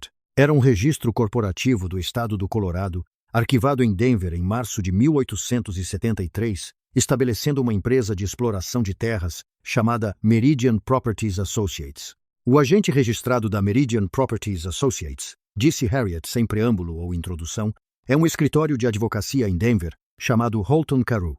Holton Carew representa o juiz Silas Croft em seus assuntos legais pessoais desde 1869. Ela olhou ao redor da mesa. Nos últimos 18 meses, a Meridian Properties adquiriu 14 lotes de terra em Laramie. Em 11 desses 14 casos, o ônus foi identificado e arquivado dentro de 6 meses após o proprietário do imóvel recusar uma oferta de compra direta ou não responder a uma. A sala ficou muito quieta. Ele fabrica os ônus, disse Caleb. Não uma pergunta. Ele identifica reivindicações dormentes nos registros originais de escritura territorial. Reivindicações que são tecnicamente válidas, mas nunca foram aplicadas, muitas vezes porque ambas as partes originais estão mortas há muito tempo, e ninguém teve motivo para agir sobre elas. Ele então compra os direitos dessas reivindicações através de um terceiro e entra com processos de execução através da Meridian. A voz de Harriet estava completamente calma, a voz de alguém que estava com raiva, e aprendeu a tornar sua raiva útil mantendo-a fria. É tecnicamente legal ou tem sido, porque ninguém a desafiou com sucesso, e é isso que estou aqui para fazer. Em que bases? Disse Margaret. Nas bases de que um juiz de condado em exercício não pode legalmente usar seu acesso aos registros do tribunal e sua influência sobre o processo judicial para beneficiar uma entidade comercial privada, na qual ele detém um interesse financeiro não revelado. Isso não é uma área cinzenta. Isso é corrupção judicial. E é um assunto federal, o que significa que vai muito além da jurisdição de Croft. Harriet pegou o registro de Denver novamente. Estou construindo este caso há 7 meses. Suas cartas, ela olhou para Eleanor, me deram o que eu estava perdendo. Um grupo de partes afetadas em um único condado disposto a testemunhar juntas. Essa é a diferença entre uma acusação e um processo. George Alcott se inclinou para a frente. O que significa testemunhar para nossa terra, enquanto isso? Porque tenho 60 dias no meu aviso e usei 40 deles. Entrarei com uma liminar de emergência no Tribunal Federal em Cheyenne amanhã de manhã, citando conflito de interesses judicial e solicitando uma suspensão de todos os processos de execução da Meridian no condado de Laramie, aguardando investigação. Se a liminar for concedida, e acredito que será, porque tenho um ouvido simpático no Tribunal Federal e a documentação para apoiá-la, seu aviso será suspenso. Todos os seus avisos serão suspensos. E se não for concedida, disse Dorothy Kimball, então iremos ao escritório do governador territorial com o que temos e faremos tanto barulho que Croft não poderá agir sem um escrutínio que torne sua posição insustentável. Harriet a olhou firmemente. Sra. Kimball, não prometerei um resultado garantido porque não sou esse tipo de advogada. O que prometo é que ganhei 11 casos desse tipo em 4 estados e nunca deixei um ônus fabricado prevalecer quando tinha documentação tão clara. Ela pegou sua caneta. Agora, preciso que cada um de vocês me dê um relato detalhado de cada interação que tiveram com o juiz Croft, cada aviso que receberam e cada comunicação da Meridian ou do escritório de terras do condado. Estaremos aqui por várias horas. Eles ficaram por 4. Eleanor não falou muito durante as entrevistas. Ela já tinha dado a Harriet tudo o que tinha na carta, e seu papel agora era observar e ouvir, o que ela fazia bem. Ela observou Harriet trabalhar, a maneira focada e metódica com que ela extraía informações, a maneira como ela fazia a mesma pergunta de 3 maneiras diferentes para garantir a consistência, a maneira como ela escrevia tudo com a caneta pressionada com força suficiente para deixar uma marca na página abaixo, como se estivesse fazendo prova da criação de provas. Ela também observou os outros. Ela observou a postura de George Alcott mudar à medida que a sessão avançava. A curvatura defensiva com que ele chegou, gradualmente se endireitando à medida que ele entendia, talvez pela primeira vez, que o que tinha sido feito a ele tinha um nome, e esse nome poderia ser dito em um tribunal. Ela observou Dorothy Kimball estender a mão por baixo da mesa e encontrar a mão de seu marido e segurá-la, e ela observou James Kimball deixá-la. Fazer isso, o que ele claramente não estava fazendo muito ultimamente, dada a rígida autodisciplina que ele usava quando entrou. Ela observou Caleb. Ele era o mais reservado de todos eles, o que não era surpreendente. Ele era sempre a pessoa mais reservada em qualquer sala. Mas ela aprendeu a ler, lo abaixo da reserva, nos pequenos sinais físicos que ele não sabia que estava dando. A maneira como sua mandíbula relaxou ligeiramente quando Harriet explicou o ângulo da jurisdição federal. A maneira como suas mãos, que estavam apoiadas nas coxas desde o início da reunião, gradualmente se acomodaram quando Harriet apresentou a estratégia da liminar. Ele era um homem que carregava o peso de uma ameaça contra a qual não podia agir, e ao receber uma ferramenta para agir, mesmo uma ferramenta legal, uma ferramenta de papel, nada como o trabalho físico que seu corpo entendia, estava visivelmente devolvendo algo a ele. Quando Harriet finalmente fechou seu caderno e começou a devolver os documentos à sua bolsa, foi Hazel Drummond quem disse o que ninguém mais tinha dito. O que acontece com Croft quando isso acabar? Harriet olhou para ela. Se a investigação federal prosseguir como espero, ele será removido do banco. Ele pode enfrentar acusações criminais pelo aspecto de corrupção judicial, embora esses casos sejam mais difíceis de processar devido à legalidade técnica que descrevi. Os 14 lotes adquiridos estarão sujeitos à revisão. Alguns podem ser recuperáveis. Ela fez uma pausa. O lote de Horace Birch quase certamente não pode ser recuperado porque ele completou uma venda voluntária, mesmo que as circunstâncias tenham sido coercitivas. Essa é a verdade mais dolorosa nesta situação. As pessoas que venderam sob pressão antes que alguém entendesse o que estava acontecendo, esses casos são muito mais difíceis. Hazel absorveu isso sem mudar sua expressão, que por si só era uma expressão. Então, vamos garantir que ninguém mais precise vender, disse ela. Sim, disse Harriet. Esse é exatamente o objetivo. A reunião se desfez em duplas, as pessoas saindo discretamente pela porta dos fundos da pensão em intervalos para evitar a aparência de uma reunião organizada. Eleanor foi a última a sair e ficou na soleira por um momento com Harriet, que estava colocando seu casaco com a mesma precisão eficiente que aplicava a tudo. Você vai virar alvo, disse Harriet, não de forma pouco gentil, mas sem suavizar. Você organizou isso. Seu nome está na carta que deu início a isso. Croft saberá. Ele já tem alguém vigiando o rancho, disse Eleanor. Harriet olhou para ela com uma expressão que avaliava algo. Você não tem medo. Eu tenho medo, disse Eleanor. Tenho familiaridade suficiente com homens como Croft para saber que o medo é o ponto. Se funcionar, eu paro. Se eu parar, ele vence. Portanto, o medo não muda muito o cálculo. Harriet ficou quieta por um momento. Estou advogando há 11 anos, disse ela, em uma profissão que tentou me afastar dela continuamente por todo esse tempo. E aprendi a dizer uma coisa às mulheres que me perguntam como eu continuo. Ela pegou sua bolsa. Você continua, porque parar também tem um custo. E você é velha o suficiente agora para saber exatamente como é esse custo. Você já o pagou uma vez. Você não o pagará novamente. Eleanor caminhou até a carroça, onde Caleb esperava com as crianças que tinham sido trazidas para a cidade para suprimentos, e estavam tendo uma discussão detalhada na parte de trás da carroça sobre quem tinha mais espaço. Ela subiu no banco e a discussão nos fundos se resolveu em um silêncio companheiro de irmãos que exauriram suas queixas imediatas, e Caleb guiou os cavalos para o norte para fora da cidade, sem falar até que os edifícios estivessem atrás deles e a estrada se abrisse na longa e pálida extensão do vale. Ela acha que vai funcionar, disse ele, não uma pergunta. Ele estava observando o rosto de Harriet Standish durante a reunião, assim como Eleanor observava o de todos os outros. Ela acha que vai funcionar, confirmou Eleanor. Por quanto tempo? A liminar, se for concedida dentro de uma semana. A investigação completa. Meses. Talvez mais. Caleb assentiu. A estrada curvou para o norte, e as montanhas se aproximaram novamente naquela maneira particular que tinham a essa hora, enchendo o céu com sua grandiosidade indiferente. No fundo da carroça, Rosie adormeceu no ombro de Noah, e Noah se arranjou para que ela não caísse, o que ele fazia com muito cuidado, e com a expressão de alguém que absolutamente não estava fazendo algo gentil e não queria que fosse notado.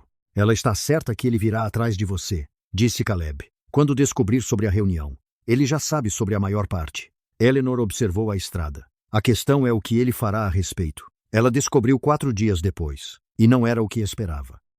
Estava em sua bancada, no canto da sala principal, numa manhã de segunda-feira, trabalhando numa encomenda que George Alcott lhe trouxera. Um conjunto completo de arreios que tinham ficado a secar durante o verão e que precisavam de tratamento com óleo e recostura em 3 das linhas principais, quando ouviu o cavalo no pátio. Ouviu-o antes de o ver, pois estava posicionada de costas para a janela. mas reconheceu o som de um único cavalo movendo-se no passo deliberado de alguém que chegava com intenção, em vez de urgência. Ela não se moveu para a janela. Terminou o ponto em que estava. Deu um nó e depois levantou-se e olhou. O juiz Silas Croft estava a desmontar no seu pátio.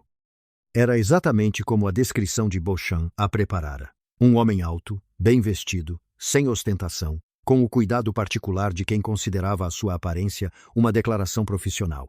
Tinha 60 anos, ou perto disso, com a postura ereta de ex-militar ou de forte educação calvinista, e movia-se pelo pátio com a confiança despreocupada de um homem que, em toda a sua vida adulta, nunca chegara a um lugar sem ter a certeza de que lhe pertenciam antes de bater à porta.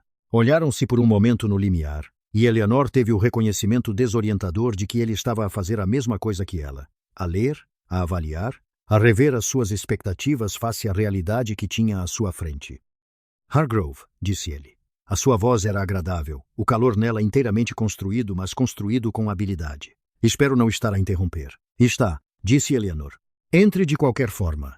Ela deu um passo atrás. Ele entrou, tirou o chapéu e olhou à volta da sala principal com a lenta minúcia de quem não estava a admirar o espaço, mas sim a catalogá-lo. Ficarei de pé, disse ele, quando ela gesticulou em direção à cadeira. Como quiser. Eleanor voltou para a sua bancada. Sentou-se e pegou na linha de arreios em que estava a trabalhar. Não lhe ofereceu café. Em que posso ajudá-la, juiz? Ele olhou para os arreios nas mãos dela. Algo cruzou o seu rosto, uma breve recalibração. Ele esperava outra coisa deste momento, ela compreendeu, e o que esperava era provavelmente uma mulher que largasse o que quer que estivesse a segurar quando um homem da sua posição entrasse na sala. Tenho ouvido coisas interessantes sobre a senhora, disse ele. Suponho que sim. As pessoas da cidade falam bem do seu trabalho, da sapataria, disse ele, usando a palavra sem desprezo, o que era em si uma forma de desprezo, o tipo que não precisava de se anunciar. É admirável que uma mulher se torne útil numa nova comunidade. Acho preferível a ser inútil, disse Eleanor. Uma ligeira pausa. Também ouvi dizer que tem visitado os seus vizinhos, Margaret Patterson, os Alcotts, os Kimballs. Famílias de pecuaristas usam muito couro, disse Eleanor, ajustando a linha de costura. É um circuito natural para um sapateiro fazer. Claro. Ele observava as mãos dela. Também ouvi dizer que teve uma visitante de Cheyenne recentemente, uma advogada. Eleanor levantou os olhos do trabalho pela primeira vez desde que ele entrara, e olhou para ele com os olhos cinzentos que não se desviavam de nada desde que era criança, em pé na loja do seu pai, aprendendo que o mundo testaria cada costura que você tivesse, e que a única resposta para isso era fazer as suas costuras aguentarem. Há alguma pergunta aí em algum lugar, juiz? Croft sorriu. Era um bom sorriso, praticado ao ponto de se ter tornado genuinamente convincente. O que era mais perigoso do que um sorriso pouco convincente teria sido. Quero ajudá-la, disse ele. Quero ajudar o seu marido. Conheço Caleb Hargrove há 4 anos e tenho um respeito considerável pelo que ele construiu na Northridge. Ele moveu-se para a cadeira que ela lhe oferecera e sentou-se nela sem pedir, o que ela notou. A situação legal com alguns desses lotes do norte é genuinamente complicada.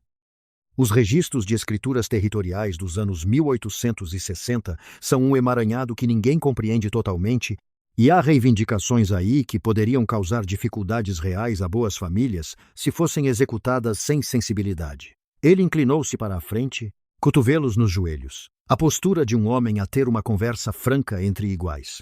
Tenho influência sobre como e se certas reivindicações prosseguem. Detestaria ver o lote Hargrove apanhado em processos que um pouco de cooperação poderia evitar.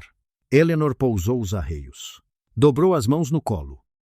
Olhou para Silas Croft com a completa e paciente atenção de uma mulher que esperava que ele dissesse a coisa real para que viera dizer, e que não se surpreendia com isso, e que ia responder exatamente da forma como decidira antes de ele chegar. Juiz Croft, disse ela, quando eu tinha 19 anos, um homem entrou na loja do meu pai e disse-lhe que a situação com o edifício era complicada, mas que um pouco de cooperação poderia evitar muitas dificuldades. O meu pai cooperou. Cooperou durante 4 anos, e depois morreu nos degraus do tribunal porque a cooperação nunca fora o ponto. O ponto sempre fora o edifício. Ela pegou nos arreios novamente. Portanto, quero que entenda que ouço exatamente o que está a dizer, e quero que entenda que a resposta é não. Foi não antes de o senhor chegar. Será não quando o senhor sair. Croft sentou-se muito quieto por um momento. A expressão agradável não mudou, o que era mais revelador do que se tivesse mudado. Confirmou que a agradabilidade sempre fora uma superfície sem nada por baixo que exigisse um sorriso. Está a cometer um erro significativo, disse ele. Já cometi erros significativos antes, disse Eleanor. Eles tiveram a cortesia de parecer erros. Isto não. Ele levantou-se, pôs o chapéu de volta, olhou para ela mais uma vez com o olhar de um homem que recebeu uma informação que não esperava e está a decidir onde guardá-la. O seu marido deveria saber, disse ele.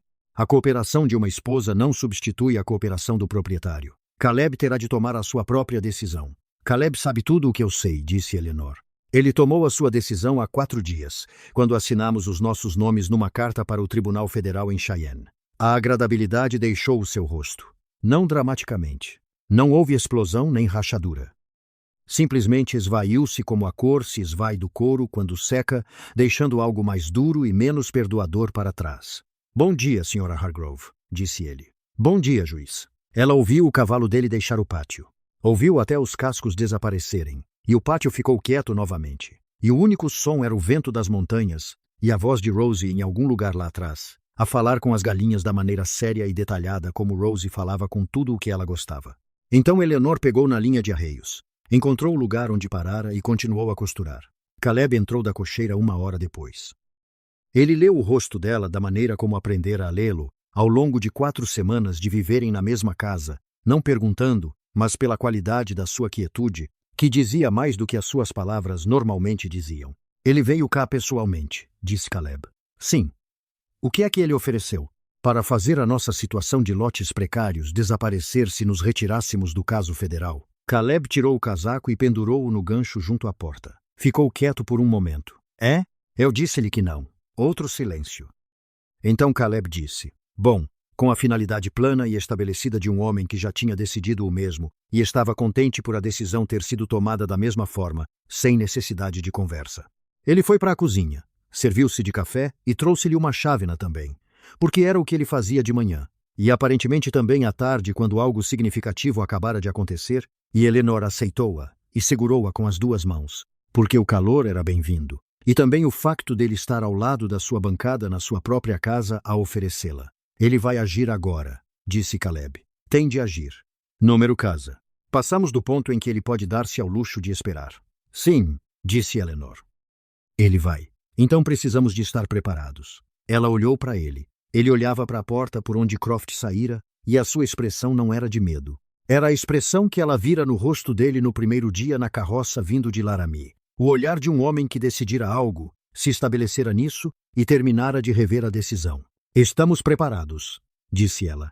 Lá fora o vento de outubro pressionava as janelas, e em algum lugar na North Ridge, acima da quinta, um cavalo estava junto à linha das árvores com um cavaleiro que escrevia algo num caderno.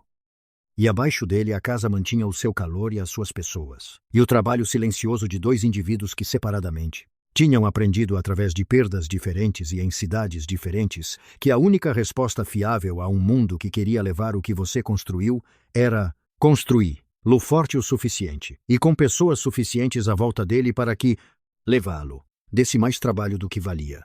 A injunção de Harriet Standish chegou ao Tribunal Federal em Cheyenne na manhã de 4ª-feira. Na tarde de quinta-feira, um marechal federal cavalgava para norte em direção a Laramie com uma ordem de suspensão no bolso do casaco e o nome do juiz Silas Croft, numa carta de inquérito do gabinete do Procurador-Geral Territorial. Ele chegou à cidade na sexta-feira ao meio-dia e foi primeiro ao escritório de terras do condado e o que encontrou lá, quando pediu o ficheiro da Meridian Property Associates, foi que o ficheiro fora removido nas 48 horas anteriores. Croft sabia que estava a chegar. Ele agira primeiro. E a coisa sobre um homem que age primeiro é que ele se compromete com uma posição antes de conhecer todas as variáveis. E posições comprometidas têm uma maneira de se tornarem passivos quando as variáveis se revelam mais numerosas do que o esperado. Eleanor descobriu sobre o ficheiro em falta através de Beauchamp, que cavalgou até a quinta naquela sexta-feira à noite com o olhar de um homem que escolheu um lado e quer que as pessoas desse lado o saibam. Ele destruiu registros, disse Beauchamp. Ou escondeu-os, disse Caleb. De qualquer forma, é obstrução. Altera a natureza do caso federal. Beauchamp olhou para Eleanor.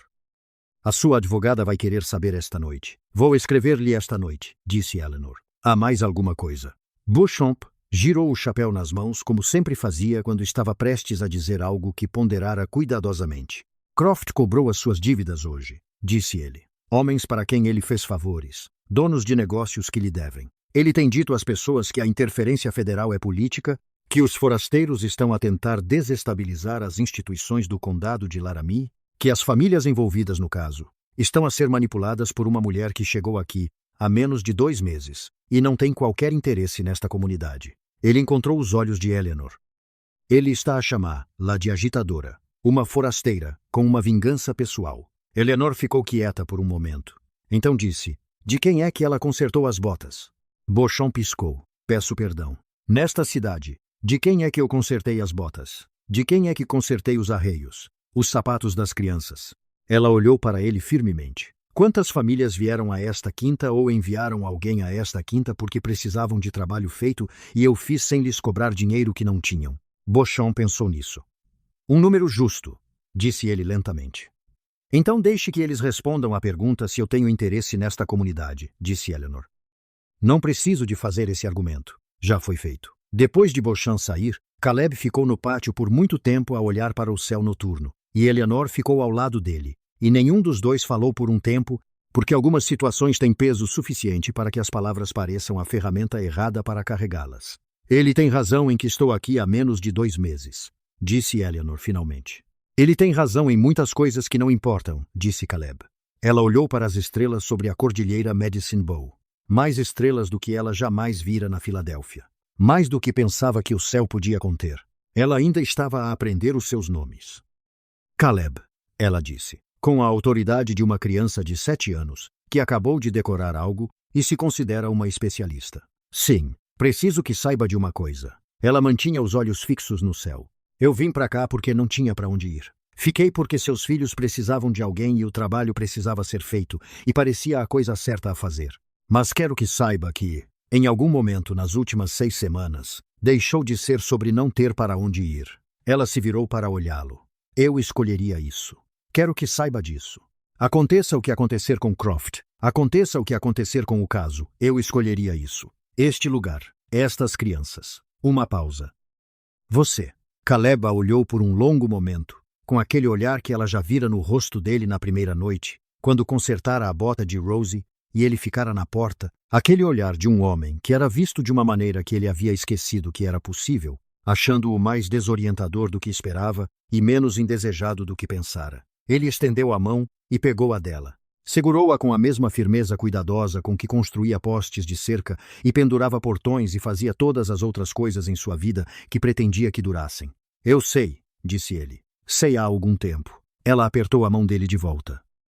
Acima deles, as estrelas se moviam em seus arcos antigos e pacientes, indiferentes a tudo o que estava abaixo delas, e, portanto, inteiramente confiáveis.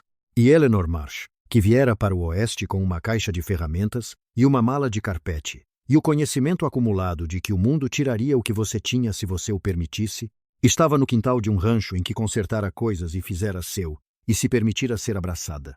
O nome do marechal federal era Cord Waverly, e ele estava fazendo esse trabalho há 19 anos, o que significava que ele havia visto variações suficientes do mesmo comportamento humano fundamental, vestido com roupas institucionais, que muito pouco o surpreendia mais.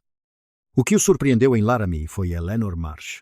Ele chegou ao rancho no sábado de manhã, um dia depois que Beauchamp lhes contou sobre os arquivos desaparecidos, e sentou-se à mesa da cozinha de Eleanor com o distintivo no casaco e o chapéu no joelho. E ele a ouviu desvendar toda a arquitetura do que Croft vinha fazendo com a clareza metódica de alguém que passou 6 semanas construindo um caso em sua cabeça enquanto trabalhava com as mãos. Ela tinha as cartas. Ela tinha os avisos. Ela tinha as cópias de Margaret Patterson e a lista de Hazel Drummond e os documentos de registro corporativo de Harriet Standish e a página do caderno com as 2 palavras que o homem de Croft deixara preso em um galho na North Ridge. Ela os espalhou na mesa na ordem em que se conectavam e explicou as conexões sem editorializar, porque entendia que um marechal federal precisava de fatos arranjados corretamente, não de sentimentos arranjados persuasivamente. Waverly olhou os documentos por um longo tempo. Então olhou para Eleanor. Você juntou isso sozinha, disse ele. Com ajuda, disse Eleanor. Margaret Patterson já havia reunido 3 dos avisos antes de eu procurá-la. Hazel Drummond conhecia a comunidade. Harriet Standish conhecia a lei. Eu apenas entendi o padrão porque já o tinha visto antes. Onde? Filadélfia. Homem diferente. Mesmo método. Waverly pegou o registro corporativo. Os arquivos destruídos são um problema. Se Croft moveu os originais, podemos não ser capazes de estabelecer o elo direto entre ele e Meridian sem evidências adicionais. Eu sei, disse Eleanor. Mas os 14 lotes adquiridos estão registrados nos registros de escrituras do condado e esses são documentos públicos que ele não pode remover porque muitas pessoas têm cópias. As transferências de propriedade estão lá. A linha do tempo está lá. O padrão é visível mesmo sem o arquivo Meridian em si. Isso é circunstancial. Foi circunstancial quando as companhias ferroviárias fizeram isso em Kansas em 1867 e o Tribunal Federal ainda decidiu. Contra elas, disse Eleanor. Leo Castle, Henderson contra Atchison Land Trust. O próprio padrão foi considerado prova de intenção. Waverly pousou o registro. Ele a olhou com a expressão de um homem que acabara de recalibrar algo significativamente. Você lê direito fundiário federal. Eu li tudo o que pude encontrar quando meu pai estava perdendo seu prédio, disse Eleanor. Eu li tarde demais para ajudá-lo. Não pretendo repetir isso. Ele passou 2 horas à mesa. Quando saiu, levou cópias de tudo o que Eleanor havia reunido e disse a ela que ficaria em Laramie durante a semana seguinte e que ela deveria avisá-lo imediatamente se algo mudasse no rancho. Caleb o acompanhou até o cavalo. Eleanor observou da varanda e não conseguia ouvir o que diziam. Mas viu Waverly dizer algo, e Caleb assentir uma vez. E então Waverly cavalgou para o sul em direção à cidade. E Caleb voltou pelos degraus da varanda e ficou ao lado dela. Ele disse que você deveria ter sido advogada, disse Caleb. Meu pai precisava de um sapateiro, disse Eleanor. Eu me tornei o que ele precisava. Caleb a olhou com aquele olhar que ela aprendera a receber sem desviar a atenção direta e calma de um homem que via o que estava à sua frente e não desviava o olhar. E agora? Disse ele. Ela pensou honestamente. Agora acho que sou exatamente o que deveria ser, disse ela. Aqui. O que Croft fez em seguida não foi o que Eleanor previra, e ela pensaria sobre isso depois, sobre a natureza precisa de seu erro de cálculo, sobre o que revelava sobre a diferença entre entender um padrão e entender uma pessoa dentro de um padrão. Ela previra um contra-ataque legal, outra petição, outro atraso, outra camada de obstrução burocrática colocada entre a evidência e o resultado. Ela se preparara para isso. Harriet estava preparada para isso. Esse era o tipo de luta que tinha uma forma com a qual ela podia trabalhar. O que Croft fez em vez disso foi ir atrás de Noah. Aconteceu numa terça-feira à tarde, 4 dias após a visita de Waverly. Enquanto Caleb verificava a linha da cerca, Leste e Eleanor estavam em sua bancada, e Rosie dormia no andar de cima com um resfriado que se instalara em seu peito. Noah fora à cidade buscar o correio. Uma tarefa que ele fizera sozinho uma dúzia de vezes. Uma viagem direta de 5 quilômetros em uma boa estrada no meio do dia. Ele voltou 2 horas mais tarde do que deveria, e quando Eleanor ouviu o cavalo no quintal, ela ergueu os olhos de seu trabalho com aquela atenção especial que vem de esperar por algo que já deveria ter recebido, e ela foi até a porta. Noah estava em seu cavalo. Ele estava ereto e fisicamente ileso. Mas seu rosto tinha aquela qualidade cinzenta específica de uma pessoa que foi assustada de uma maneira que ainda não terminou de processar, e ele segurava as rédeas com as 2 mãos mais firmemente do que o necessário. Eleanor desceu os degraus da varanda antes que ele desmontasse. O que aconteceu? Disse ela. Não uma pergunta, mas uma porta que ela estava abrindo para ele. Ele desceu do cavalo. Tinha 12 anos. E estava tentando muito não mostrar que suas mãos tremiam, o que ele estava conseguindo mais ou menos na metade. 2 homens me pararam na South Road, disse ele, saindo da cidade. Disseram que trabalhavam para o Juice Croft. Disseram. Ele parou. Apertou a mandíbula como o pai fazia. Começou de novo. Disseram para dizer ao meu pai que pessoas que interferem nos assuntos do condado às vezes descobrem que acidentes acontecem com propriedades ou com a família. Ele encontrou os olhos de Eleanor.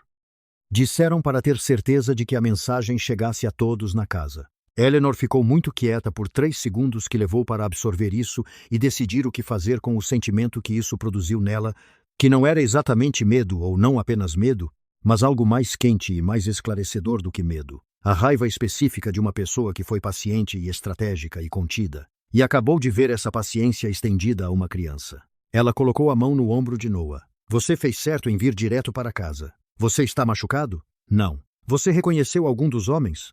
Um deles. Ele trabalha no escritório de terras. O outro eu não vi antes. Vá colocar seu cavalo na baia, disse ela. Depois entre. Ela voltou para dentro de casa e sentou-se em sua bancada, e não pegou a arreia em que estava trabalhando.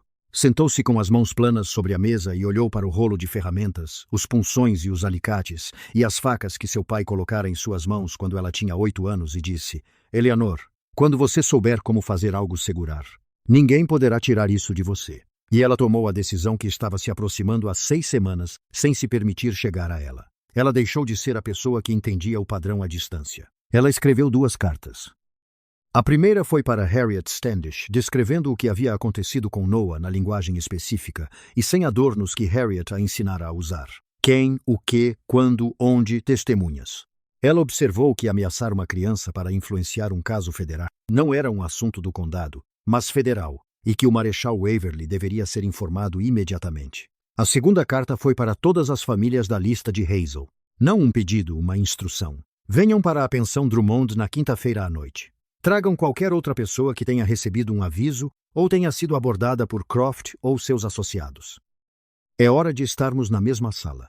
Ela deu ambas as cartas para Noah, que voltara do celeiro e estava na cozinha com uma xícara de café que ele servira sem pedir, o que era algo que ela nunca ouvira fazer antes e que lhe dizia mais sobre seu estado atual do que qualquer coisa que ele dissera. Vá primeiro a Hazel, disse ela. Dê a ela a segunda carta e peça que mande um recado para todos nela. Depois leve a primeira carta ao Marechal Waverly no hotel. Não pare em nenhum outro lugar e não fale com ninguém além de Hazel e do Marechal. Noah pegou ambas as cartas. Ele a olhou com uma expressão que ela nunca vira em seu rosto antes. Não a avaliação cautelosa que ele atingira, não o calor relutante em direção ao qual ele estava se movendo, mas algo mais imediato do que qualquer um desses. Algo que parecia a maneira como as pessoas olham para alguém em quem decidiram, em um momento que não se anuncia, confiar completamente. Tudo bem, disse ele. Volte pela Creek Road, não pela South Road. Tudo bem. Ele enfiou as cartas dentro do casaco. Então disse, sem olhá-la, diretamente, que era sua maneira de dizer coisas importantes. Ela teria gostado de você, minha mãe. Quero que saiba que penso isso. Ele saiu antes que ela pudesse responder, o que provavelmente foi intencional. Ela ficou com isso por um momento. Então subiu para verificar Rosie, que estava acordada e queria água. E tinha opiniões fortes sobre a cataplasma que Eleanor colocara em seu peito naquela manhã, e Eleanor sentou-se na beira da cama e ouviu as opiniões.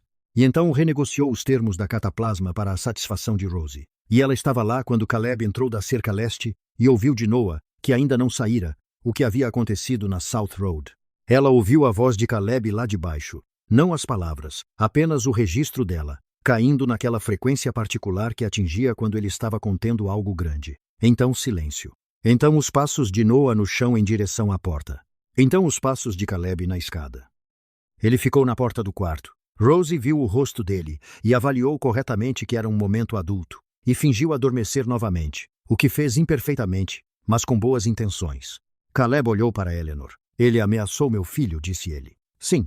Para nos atingir? Sim. Ele ficou em silêncio por um momento. Suas mãos estavam ao lado do corpo, nem apoiadas nem cerradas, apenas presentes da maneira como as mãos de um homem ficam quando ele passou da emoção para a decisão do outro lado dela. O que você precisa que eu faça? Eleanor olhou para ele.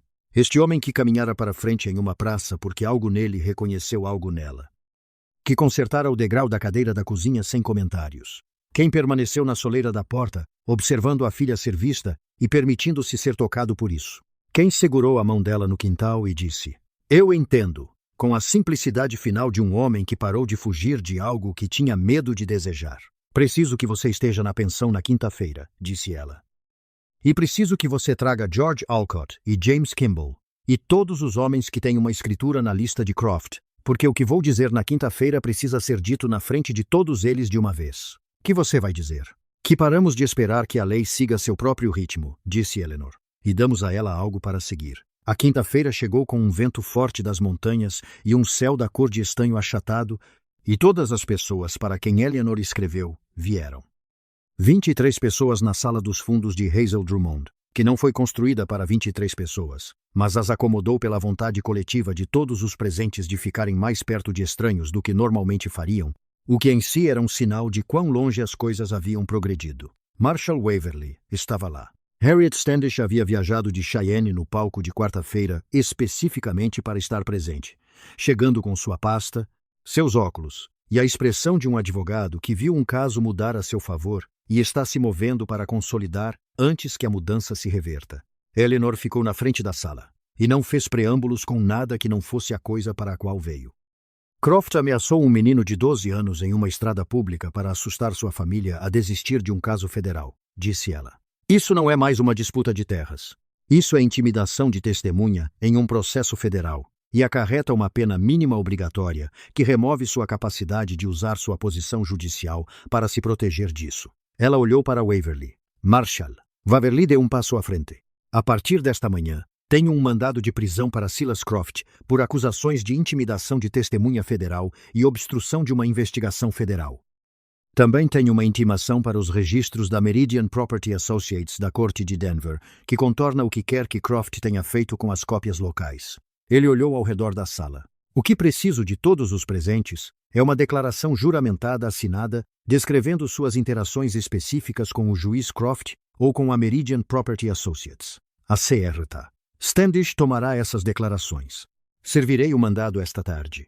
A sala ficou muito silenciosa por um momento. 23 pessoas que cada uma carregava sua versão do mesmo peso por meses, algumas por anos, e que agora estavam na mesma sala vendo a forma da coisa se tornar subitamente claramente visível, não como uma ameaça vaga que não podiam enfrentar, mas como um crime específico com uma consequência específica e um homem específico que responderia por isso. George Alcott disse. E nossas terras? Os 14 lotes que ele já tomou? A liminar permanece em vigor, disse Harriet. Nenhuma transferência adicional de quaisquer lotes de Laramie County conectados a Meridian pode prosseguir. Para os 14 já adquiridos, o Tribunal Federal revisará cada um individualmente.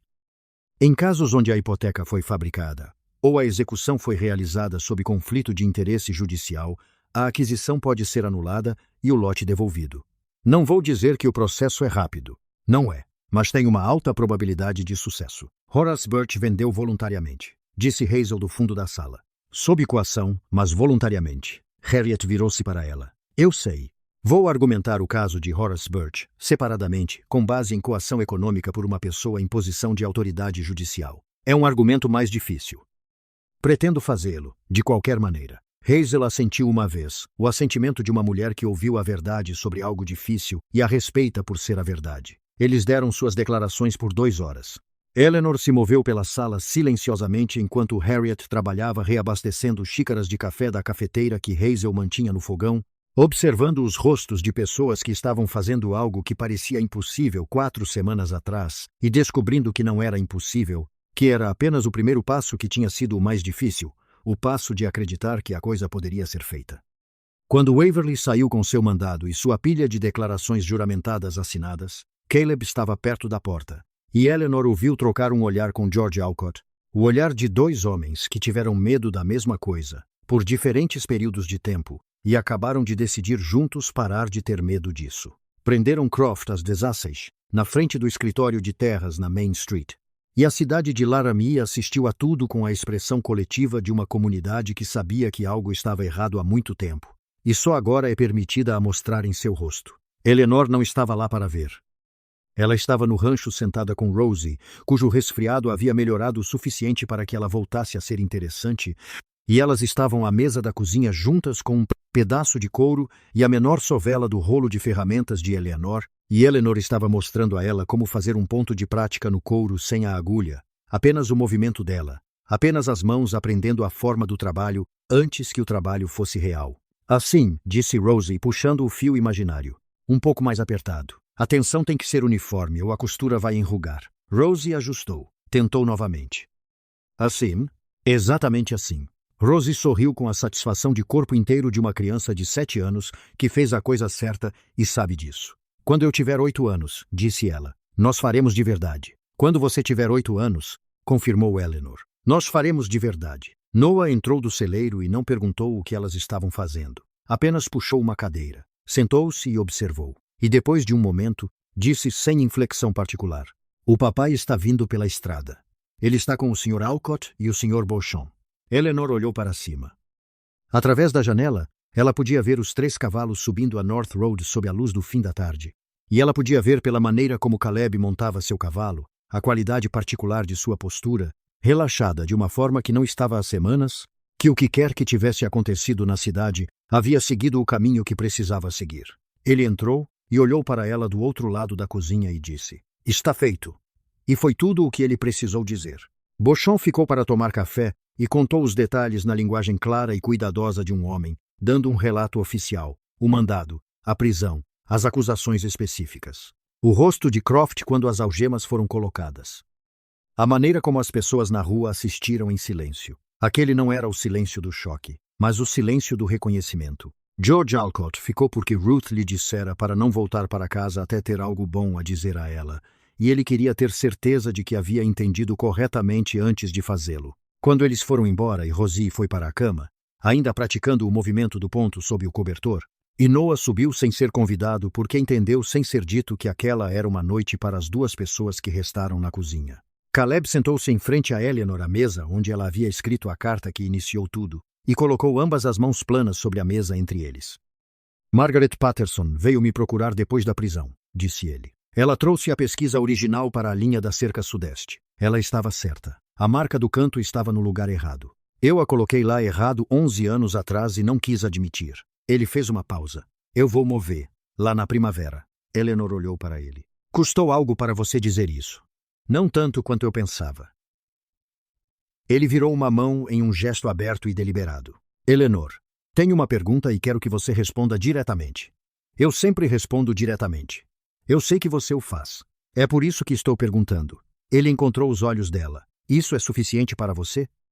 Esta vida, este rancho, estas crianças. Eu?" Sua voz permaneceu nivelada, mas ela podia ouvir o que estava por baixo. A vulnerabilidade específica de um homem que perdeu algo profundo e passou 3 anos se convencendo de que não tinha o direito de querer algo novo. Agora perguntando diretamente e sem armadura se o que ele tem a oferecer vale a pena desejar. "Eu sei do que você desistiu. Filadélfia, a loja, tudo o que era familiar. Sei que Laramie não é o que você imaginou quando respondeu a esse anúncio. Sei que não sou um homem fácil de conviver." Eleanor ficou em silêncio por um momento. Ela olhou para o rolo de ferramentas em sua bancada, para a pequena bota de Rosie na prateleira onde ela colocava as coisas que havia consertado, nos ganchos que Noah havia pregado retos na parede acima da bancada da cozinha que, sem que ela planejasse, se tornou o espaço mais funcional, proposital e genuíno que ela ocupara em sua vida adulta.